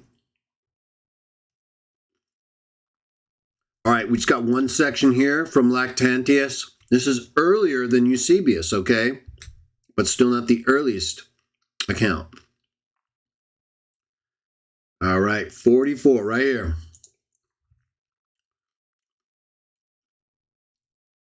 And now a civil war broke out between Constantine and Maxentius. Although Maxentius kept himself within Rome because the soothsayers had foretold that if he went out of it, he should perish, Yet he conducted the military operations by able generals. In forces, he exceeded his adversary, for he had not only his father's army, which deserted from Servius, but also his own, which he had lately drawn together out of Mauritania and Italy. They fought, and the troops of Maxentius prevailed. At length, Constantine was, with a steady courage and a mind prepared for every event, led his whole forces to the neighborhood of Rome and encamped them opposite the Milvian Bridge. The anniversary of the reign of Maxentius approached, that is, the 6th of the calends of November, and the 5th year of his reign was drawing to an end. Constantine was directed in a dream. This is the account of Lactantius, an earlier account than Eusebius. Constantine was directed in a dream to cause the heavenly sign to be delineated on the shields of his soldiers. So to proceed to battle, and so to proceed in battle, or to battle.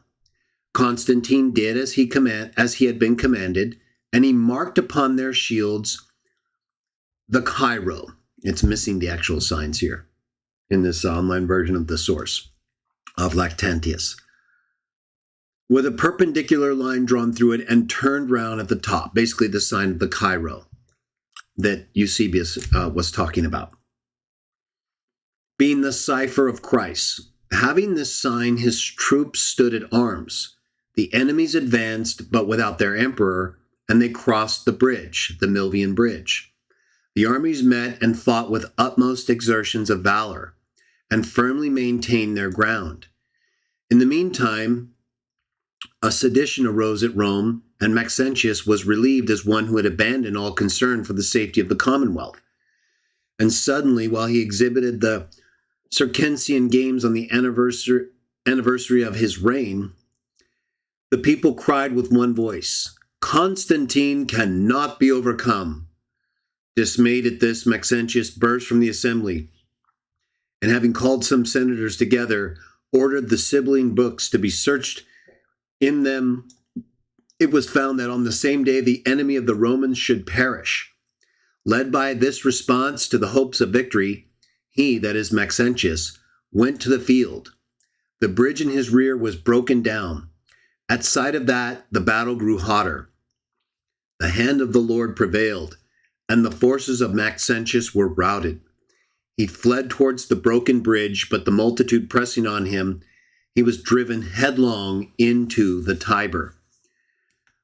This destructive war being ended, Constantine was acknowledged as emperor, with great rejoicings by the Senate and people of Rome, and now he came to know the perfidy of Dia, for he found letters written to Maxentius and saw the statues and portraits of 2 associates which had been set up together. The Senate, in reward of the valor of Constantine, decreed to him the title of Maximus, the greatest, a title which Dia had always arrogated to himself. Dia, when he heard that Constantine was victorious and Rome freed, expressed as much sorrow as if he himself had been vanquished. But afterwards, when he heard the decree of the Senate, he grew outrageous, avowed enmity toward Constantine, and made his title of the greatest a theme of abuse and raillery. So this is Lactantius's account, right? So he doesn't mention a lot of what Eusebius talks about. He just talks about the heavenly sign.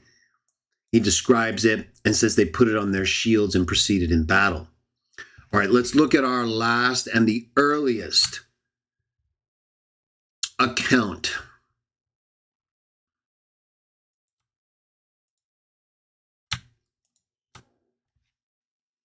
Bring this up here. And so what we're going to do is we're going to read the article here by Jan Wilhelm Jivers, published in 2021 in the Journal of Late Antiquity.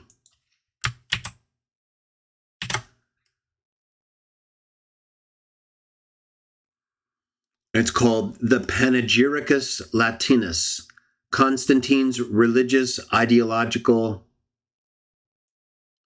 Ideology. Journal of Late Antiquity, 14.1, pages 50 through 74, again, 2021. All right. So we're going to read just some select sections of this, okay? Because this is an article about the panegyric, right? So these are public boasts, basically, that are made to glorify the emperor. Earlier, when we read that extract summary, the third example it gave was a panegyric from 310. It was given to Constantine, but it was before his alleged encounter with the heavenly sign that we just read about from Eusebius and Lactantius. So in 310, this panegyric, it associated him with Apollo and all these things, but then he goes through this alleged experience, right? The supernatural experience involving Jesus and the cross and all this stuff.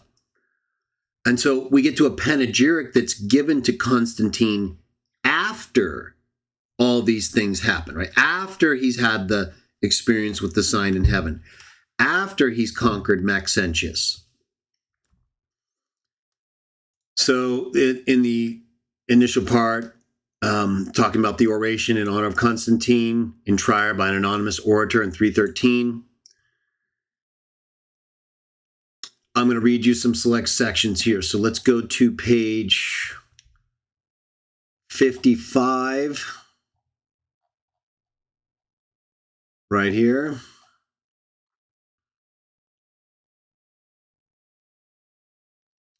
Under divine intervention, historians have used the speech of 313, this panegyric we're talking about, the earliest account describing Constantine's experiences, or Constantine and what happened with him after he allegedly received this sign and revelation and conquered Maxentius.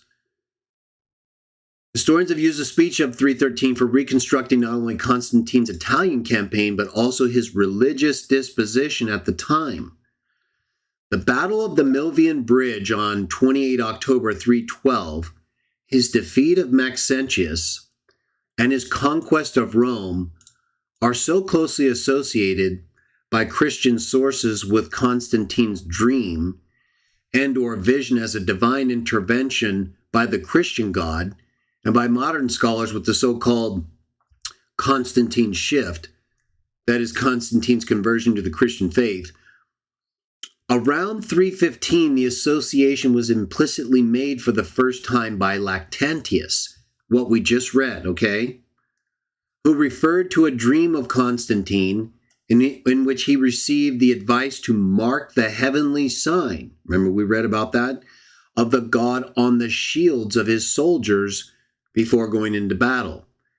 This sign is commonly understood as the Chi-Rho symbol, or the Christogram turned in such a way that it looks like a cross. Hence, it's also interpreted as a staurogram.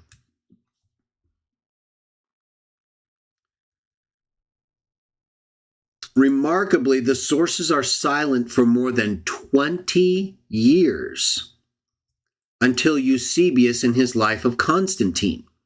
Right, so he's saying Lactantius, right? So the panegyric that we're focused on right here was in 313, after all the visions and things and the defeat of Maxentius. The panegyric we're going to focus on here was in 313. Lactantius, around 315, described Constantine's experience as receiving the heavenly sign that they would put on the shields and go out in battle. But then 20 years after that, right, around 325, 324, 25, that's when Eusebius,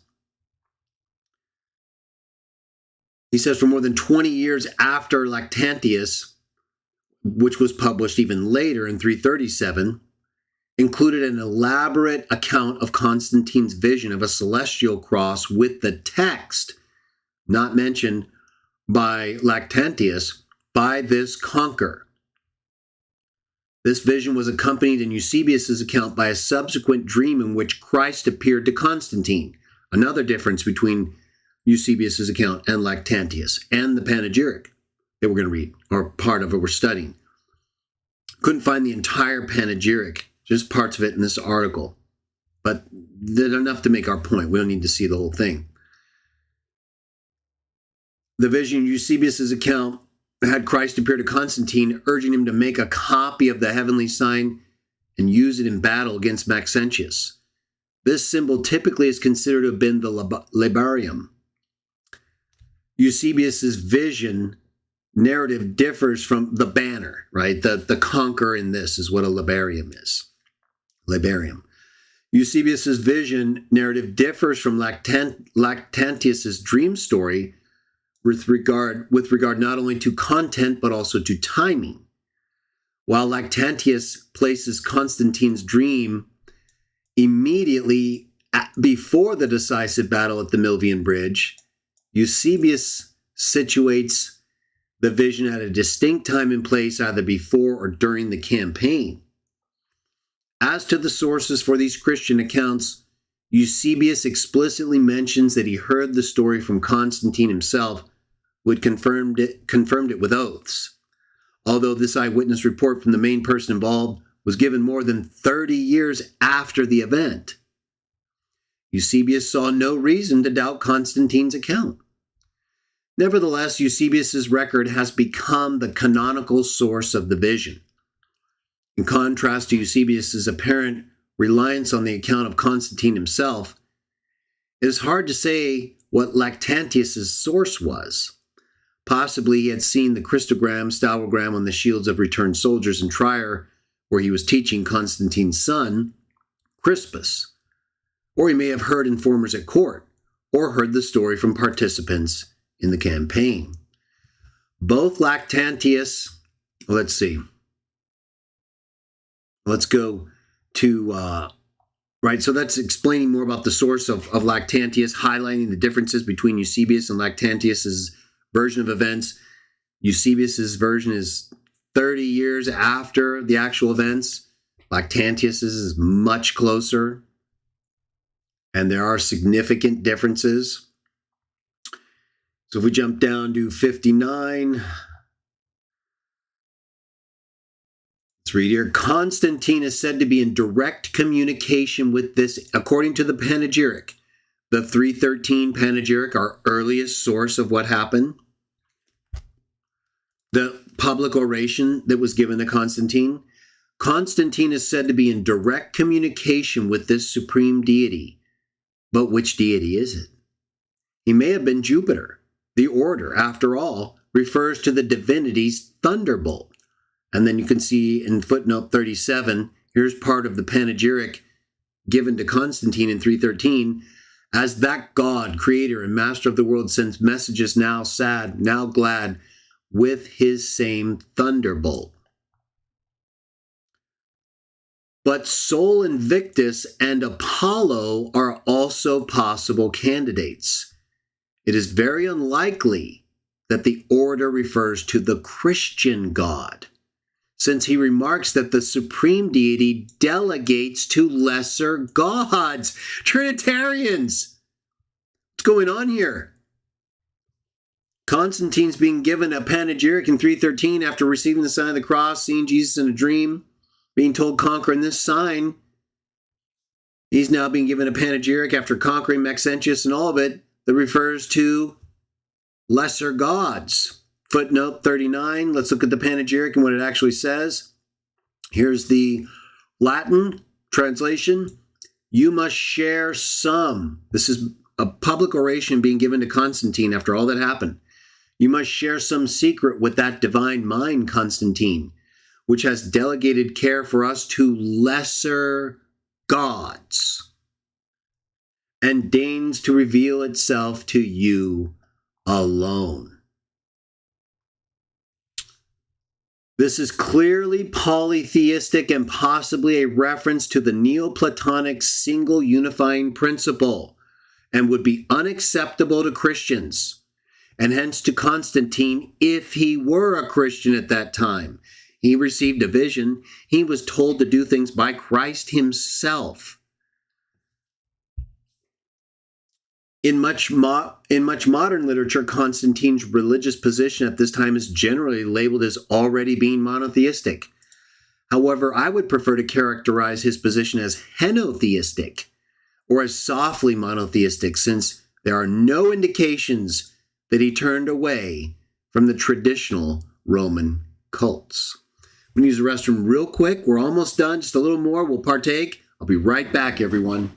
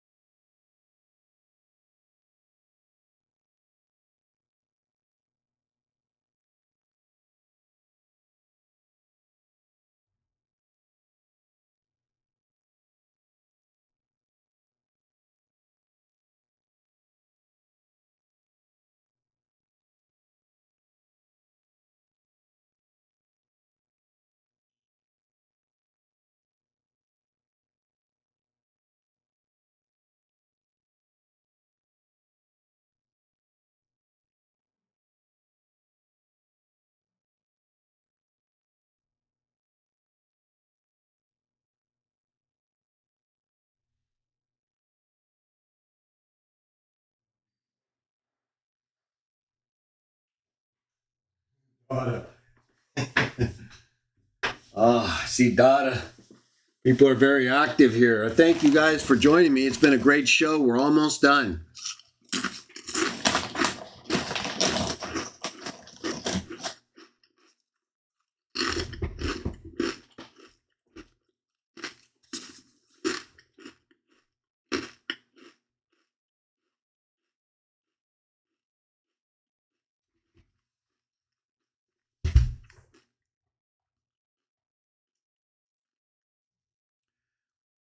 Page 61. Let's keep going. We're almost done. In the same year as Lactantius wrote his short account, only 3 years after his victory over Maxentius, Constantine's triumphal arch in Rome was inaugurated in the presence of the emperor during the celebrations for his Decinalia in Rome in 315. The reliefs on the arch refer not in any way to Christianity, let alone to a vision or dream. Instead, the pre-Constantinian reliefs show, among other things, sacrificial acts and depictions of Luna and Sol, the sun and moon. If he had this experience with Jesus, he saw the sign of the cross, like he told Eusebius, over the sun, and a banner with the words, "In this sign conquer," and then was visited by Jesus in the dream right after that. I think that would be probably the only thing on your mind, wouldn't you? And yet, he's got panegyrics being said to him about lesser gods being involved. He's erecting an arch several years after all these events allegedly happened and his victory over Maxentius that don't refer in any way to Christianity, but instead depict things that are abhorrent to Christianity. Everybody, does this seem strange to you? This is crazy. This so much strikes me as what we read in Revelation 11 through 13. From the beast, from the water to the beast to the dragon with two horns like a lamb. I mean, it's just all staring us right in the face from history, in vivid detail even. The original band depicting Constantine's Italian campaign, talking about the arch we're going to look at in a minute, also makes no allusions to Christianity. Instead, the divinities that are depicted are Victoria and Sol Invictus, as has been made convincingly clear by Noel Linsky. The references to Sol are overwhelming. The sun, not only on the arch itself, but also in the environmental setting of the arch. The arch was built in such a way that it made a topographical and visual connection with the colossal statue of Sol standing close to it. Moreover, within a short distance of the arch was the temple of Sol Invictus, built several decades earlier by the Emperor Aurelian.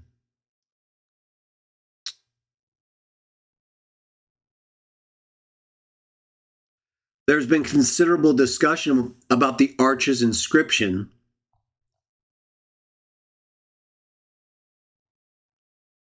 Where was I going to take that part to?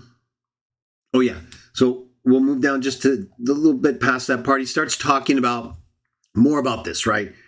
About the setting of the Arch of Constantine and its relationship to Sol Invictus. He starts talking about all the different references to Apollo and Sol in Constantine's reign. But then he gets down to, if we skip just some of the information, that he's talking about different scholars and their view of these events.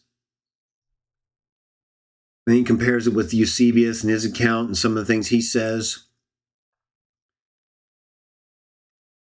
But then on page 65, right here, he starts talking about the labarum, the banner that Constantine allegedly saw. You know, that it says in this sign, conquer in this sign. He says that only began to be seen on coins from 327. Constantine's coins show a remarkable continuity when it comes to Constantine's association with the solar god. While Sol was already prominent on Constantinian coinage in the period from 306 to 312, 169 of 749 coins, the importance of Sol, sun, increased from 313 to 324, right after all of these events allegedly involving his experience with Jesus. They go from 22.5% to Sol to 35%. 331 of 959 Constantine coins have a religious association with the solar deity, including a long run of Soli Invicto Committee coins. It appears, therefore, that Sol Invictus after 312 remained Constantine's favorite deity and may have even become more significant in the emperor's religious principles. And let's see.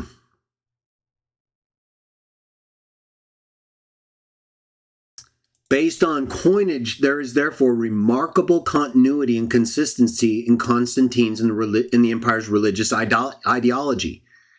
And 312 does not seem to have been a turning point in his official religious convictions, in spite of all those miracles. This is not to say that Constantine cannot have had a personal sympathy for the Christian God, but he definitely did not openly declare himself a Christian or provide an official definition of his own religious position. And it's so interesting, right? He allegedly had this vision, this special vision that the panegyric doesn't mention. Lactantius mentions far differently than Eusebius. And then we get this arch, no mention of Christianity. We get this increase in coins to the sun, Sol Invictus. Nor did Constantine, make Christianity part of the official state ideology at this point. After 324, Sol remained a prominent deity for Constantine, as appears not only from coinage, but also from statues of Constantine as Sol Helios, or with solar attributes in the eastern part of the empire. The most famous example, of course, being the statue on the porphyry column of Constantine's Forum in Constantinople. Right, we're going to look at those in a second. We've seen him before, his giant images and the arch. But he's got idols of himself as Sol, the sun god, after 324. So we have increased in coins to the sun god. We have no open acceptance of Christianity as his own religious position. right? For over a decade after the alleged supernatural experience involving Jesus, the sign in heaven, conquer by this, even though the Bible says you conquer by the blood of the Lamb, by your testimony. It's all so strange, everybody. And yet we have Rome, this beast, turning into something totally different with all these false god associations. But it's got these two horns like a lamb. And everyone keeps looking at those horns like a lamb, being nice to the Christians, bringing them in so that you can what? Dragonize them, paganize them. Because everything sure changed after this, didn't it? Doctrinally, the name of God, the authority of the church, and as we read earlier from Schaff, and we'll read in our final part more next week, part 45, how the church just continued to abuse people with the authority of the first beast. Didn't change as much as it seemed like it changed. It changed in one important respect, didn't it? It grew two horns like a lamb. That was a big change. It made a big difference. It's still this dragon. It's still fake. It's the strategy of the dragon. He's fighting a war, and he's doing it in the way he knows best. So we got to see this. We were told this. We were given these visions, these revelations, these signs and symbols, so that we would understand what happened and what's happening to the extent that God allows us to. And I think we can see things fairly clearly from a historical point of view, in light of all the things we've read and discussed. Now, let's take a look at, we're getting to our last point. This is our last reading from this article. Right here, from Conversion, page 66. It's our last part from this article, okay? Then I'm going to show you some pictures. We're going to partake. Done. Thank you so much for joining me. I hope it's been worth it. Many scholars date Constantine's personal conversion to the eve of the Battle of the Milvian Bridge in connection with the dream and/or vision. Despite the fact that Lactantius and Eusebius do not mention Constantine's conversion in their descriptions of the events before the battle or thereafter, even a decade after, he's still promoting the worship of the sun god, everyone. They think he's fully converted. Most people I talk to, Trinitarians, not even close. The details that he gives through Eusebius later, not even close to Lactantius earlier, and even earlier, the panegyric, which has references to non-Christian gods all over the place and is consistent with the arch that he erects in that same year or a couple years later, with no mention of Christianity, including on the band dealing with the Italian campaign, where he allegedly had this vision, allegedly saw these divinely inspired words inscribed in a banner over the sun. So it doesn't make any sense. It doesn't fit. It looks like he later embellished it to be consistent with what he wanted people to see him as, versus what actually happened earlier during the actual events that brought him to power. And thereafter, the term conversion suggests suddenness. However, in most cases, conversion was not a Pauline momentary change of view, but a more gradual process taking place over a period of time in defining a new religious identity. Now, if he had had that supernatural vision, right? He saw Jesus in a dream, was told in a vision with a sign and actual divinely inspired words what to do, and he did it, and it worked, and it's still a gradual process where you're even promoting the sun god more than ever. No. And the earlier accounts don't describe what you later say happened. That's inconsistent with all of that. And the thing you're told in the divinely inspired inscription in heaven contradicts what the book of Revelation says the seed of the woman would conquer doing. None of it makes sense. There's recently been convincingly argued, well, it's got the mark of the dragon, right? He's got the horns like a lamb. It confuses people. Constantine's transition to Christianity was a long and slow process and not a single sublime moment, a 180-degree turn from one set of beliefs to another. I guarantee you, if he had a vision like he described later through Eusebius, that's exactly what it would have been. Just like Paul. Yeah, it would have been just like that. He even got more than Paul did, or at least the same, right? But he was given something he said would protect him in all his engagements. So, yeah, I think I would have made a wholesale change right there, right? I got divine protection. I used this science. Yeah, no confusion. I'm good.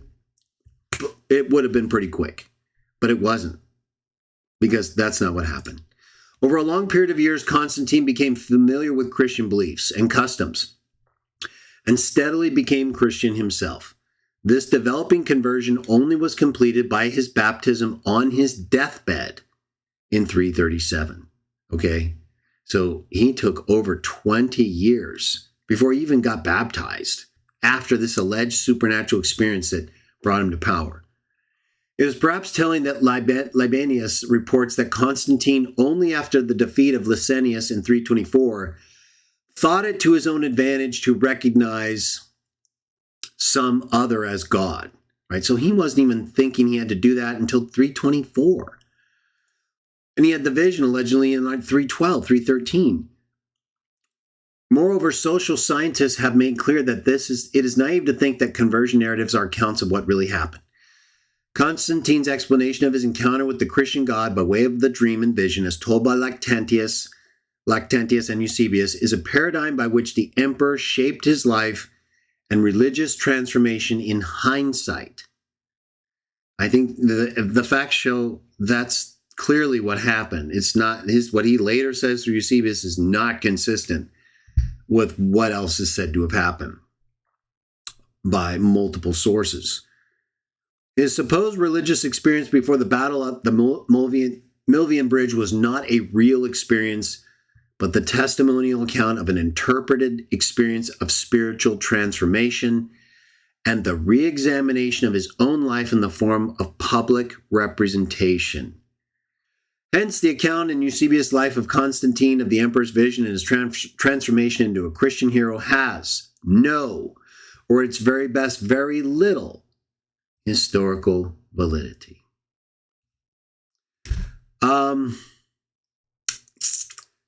The thing is, everybody, I think that is accurate, basically what he said. I just can't reconcile the things Constantine says through Eusebius in the latest account of what happened with the God of the Bible or Jesus. None of the earlier accounts and Constantine's own behavior through at least 324, where he starts to realize, according to Libanius, that, he's got to make someone else his God. He doesn't get baptized till 337. The promotion of the sun god is increasing. None of this is consistent with his later description of what happened to Eusebius. What he said he saw in heaven isn't consistent with what John wrote down that is the way Christians conquer. It's not by the sign of the cross.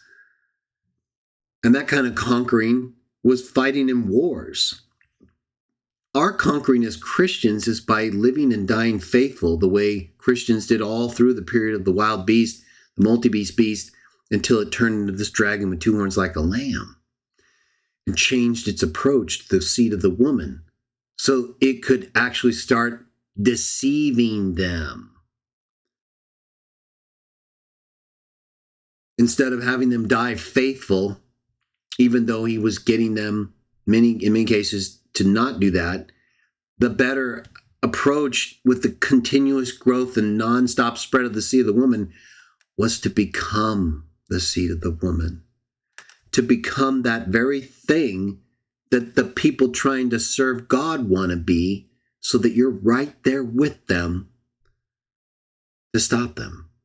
Just like he did with the Jews in ancient times. That's why they got so bad, right? Because the devil was right there trying to stop and disrupt everything. Just like in Zechariah, right? When the angel of the Lord came to speak with Zechariah, and Satan was right there. He went to Joshua, the high priest. Satan was right there, trying to accuse him. Tell him he's got dirty. He's dirty. He's dirty. What did the angel of the Lord say? Put new clothes on him. I'll tell you who's dirty and who's not. And I guarantee you he made that very clear when he threw him out of heaven.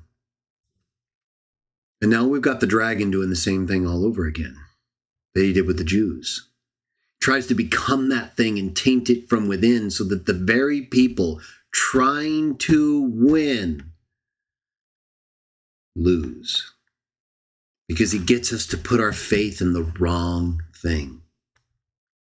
And next week, we're going to talk more about what it is that through the rise of Constantine and the transformation of the Roman state and religion into this dragon with two horns like a lamb from a wild multi-beast beast.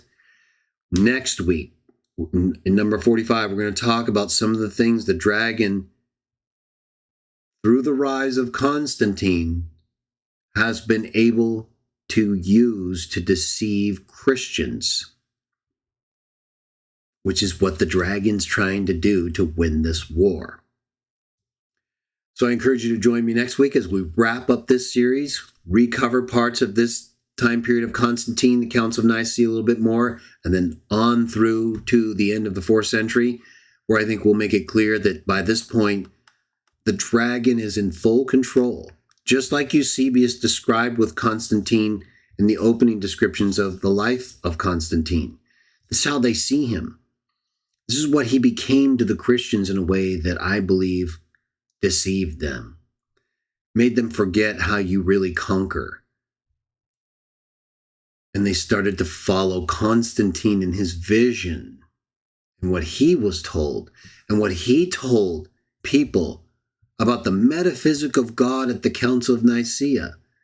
It's totally different than what Christians had known to that point.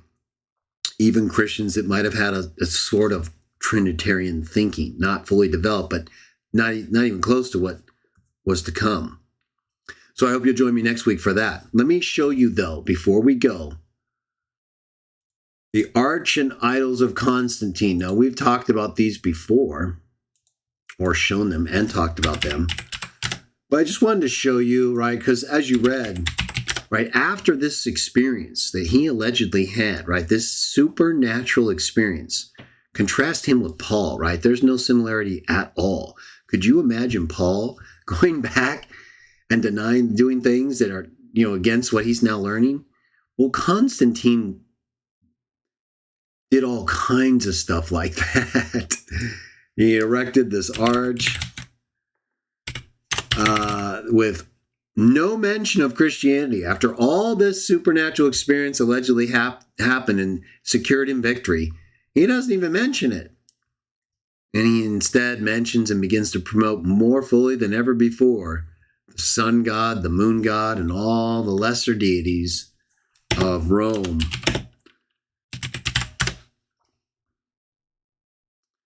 We'll bring it up here. So when we read in Revelation, as we've read, 11 through 13, how this second beast, like a dragon, would set up an image like the first beast, the multi-beast beast, and get all the people to worship it. You see, there's a very close association, both in identity and in concern, right? The dragon with horns like a lamb wants people to keep worshiping the first beast, but it's a different beast. That's exactly what we just read about. There's a whole new beast in Constantine that's now got horns like a lamb, but it's still pointing everyone back to the multi-beast beast and all of its gods, and even sets up an image in honor of those gods, exactly like Revelation told us it would do. This is Constantine's arch, right? This is something he set up after allegedly being given a vision, right? Being shown how he would conquer.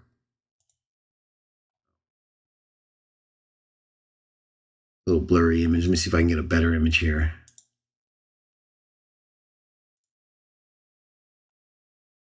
Well, that seems so blurry. And then I have this here. Let me see. I want to try to get a big screen image here for you guys. But as you can see, this is not a small thing, okay?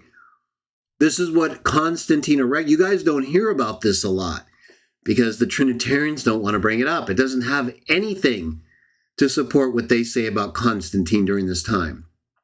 And it has everything to support what we're saying. It's like living proof. This guy was not a Christian.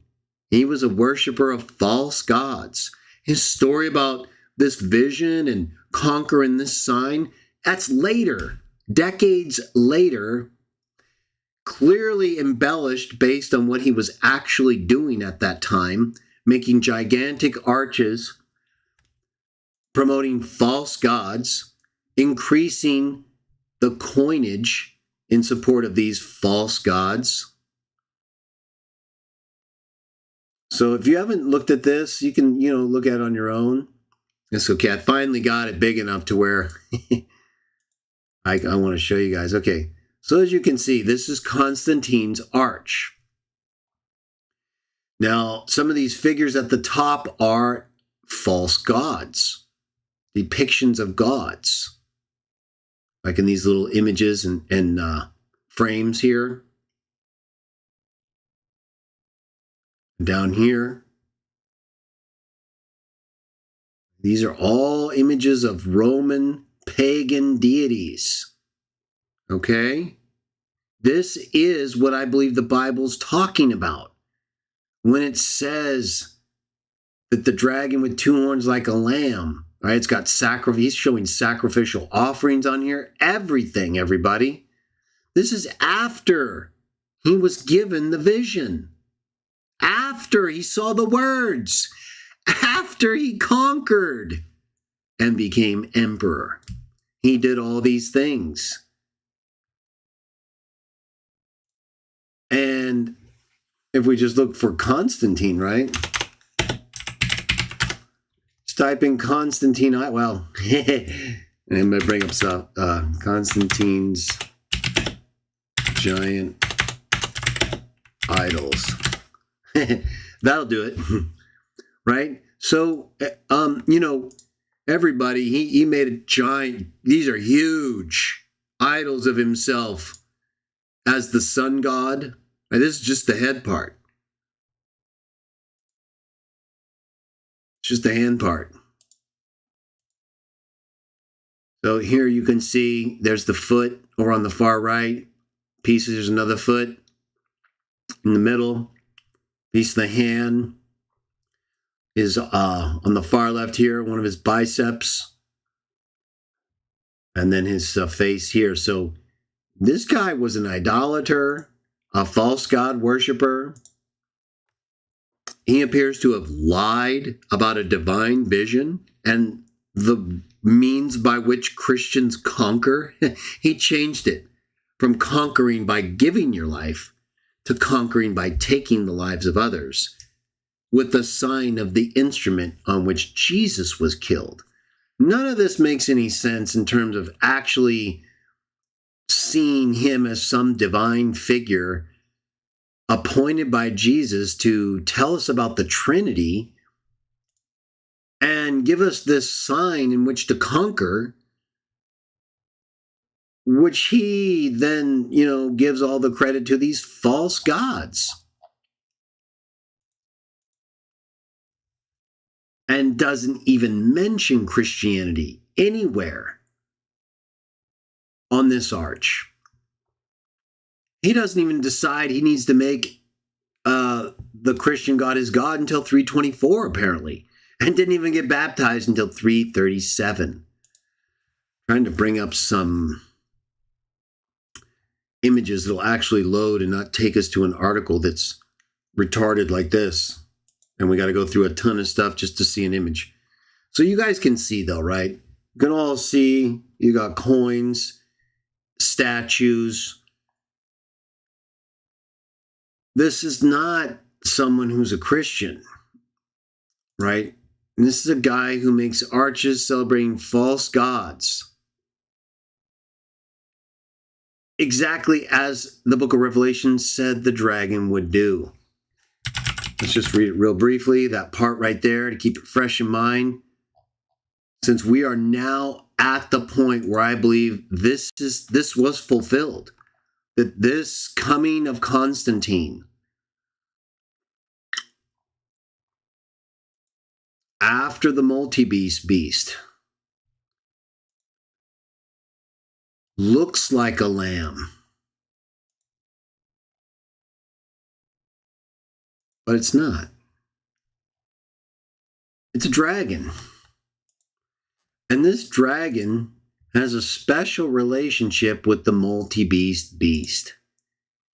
It's very concerned about how people view it.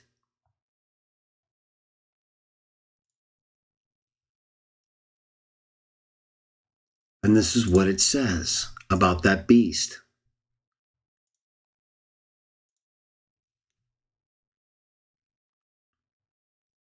Revelation 13:12.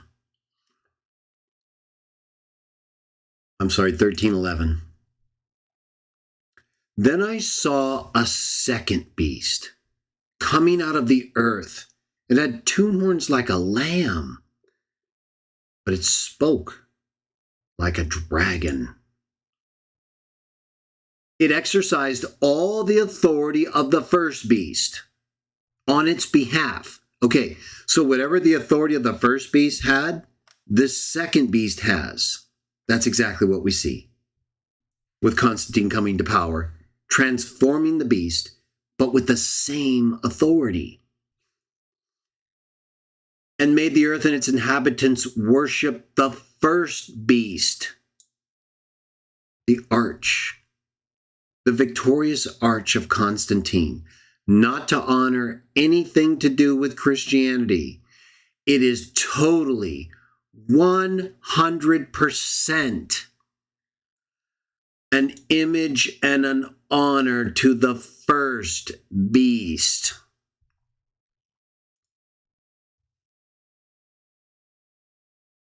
And it's going to perform great signs, as I'll discuss next week. Performs great signs on behalf of the first beast. Ordered them to set up an image in honor of the beast who was wounded, the first beast.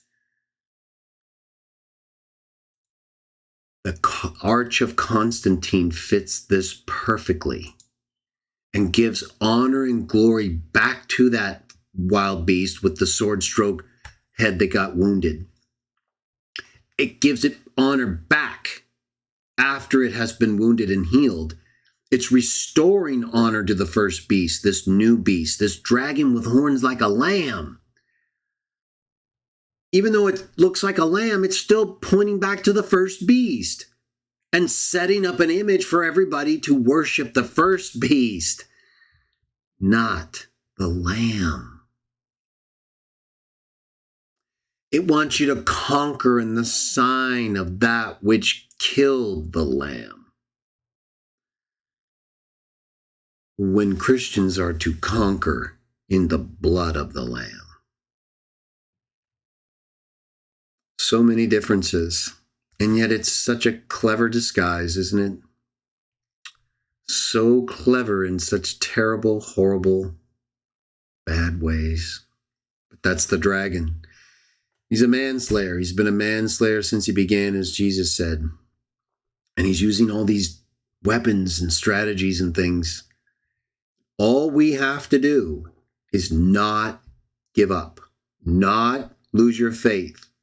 Whether that comes at the hands of the beast trying to torture us to get us to confess, that's nothing. We die, we live, game over. Or whether it's more complicated than that, and trying to get us to break our commitment spiritually to the Christ, compromise our commitment in a more clever way. We're going to talk about that way more next week and the different ways he's brought about through this second beast, through Constantine and that which followed him, and introducing things that were never a part of Christianity before as part of his war against us. With that in mind, we're going to do what we try to do whenever we come together, to do what we do, and that is partake. To proclaim the coming of the Lord, the Christ of God, the one who's overseeing everything and watching as we're faithful or not. And if we don't keep our faith, well, then we lose our crown. If we keep our faith, we gain our crown. The dragon wants us to lose our crown and give you absolutely nothing in return. So I'm going to say no thank you and enjoy sodomy to the dragon and all those who follow him. But to the Christ and those who follow him, praise Jah.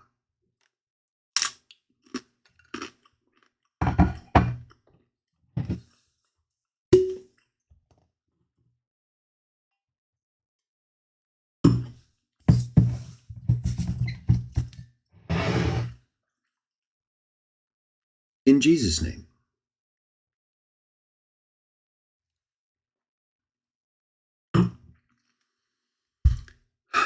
Did you enjoy that show? I enjoyed that show.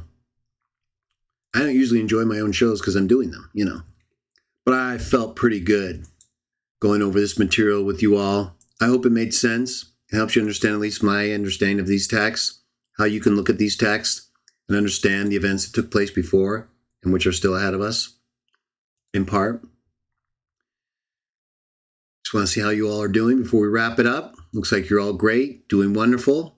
So I'm going to go ahead and leave it there. I'll be back next Saturday as we conclude this series on Revelation 3:11 through 13 with number 45. After that, I'll take a week or two off and we'll begin our study of the angels of Jah in Exodus. And so until then, may you have a wonderful rest of your weekend and an outstanding Jah-blessed week in Jesus' name.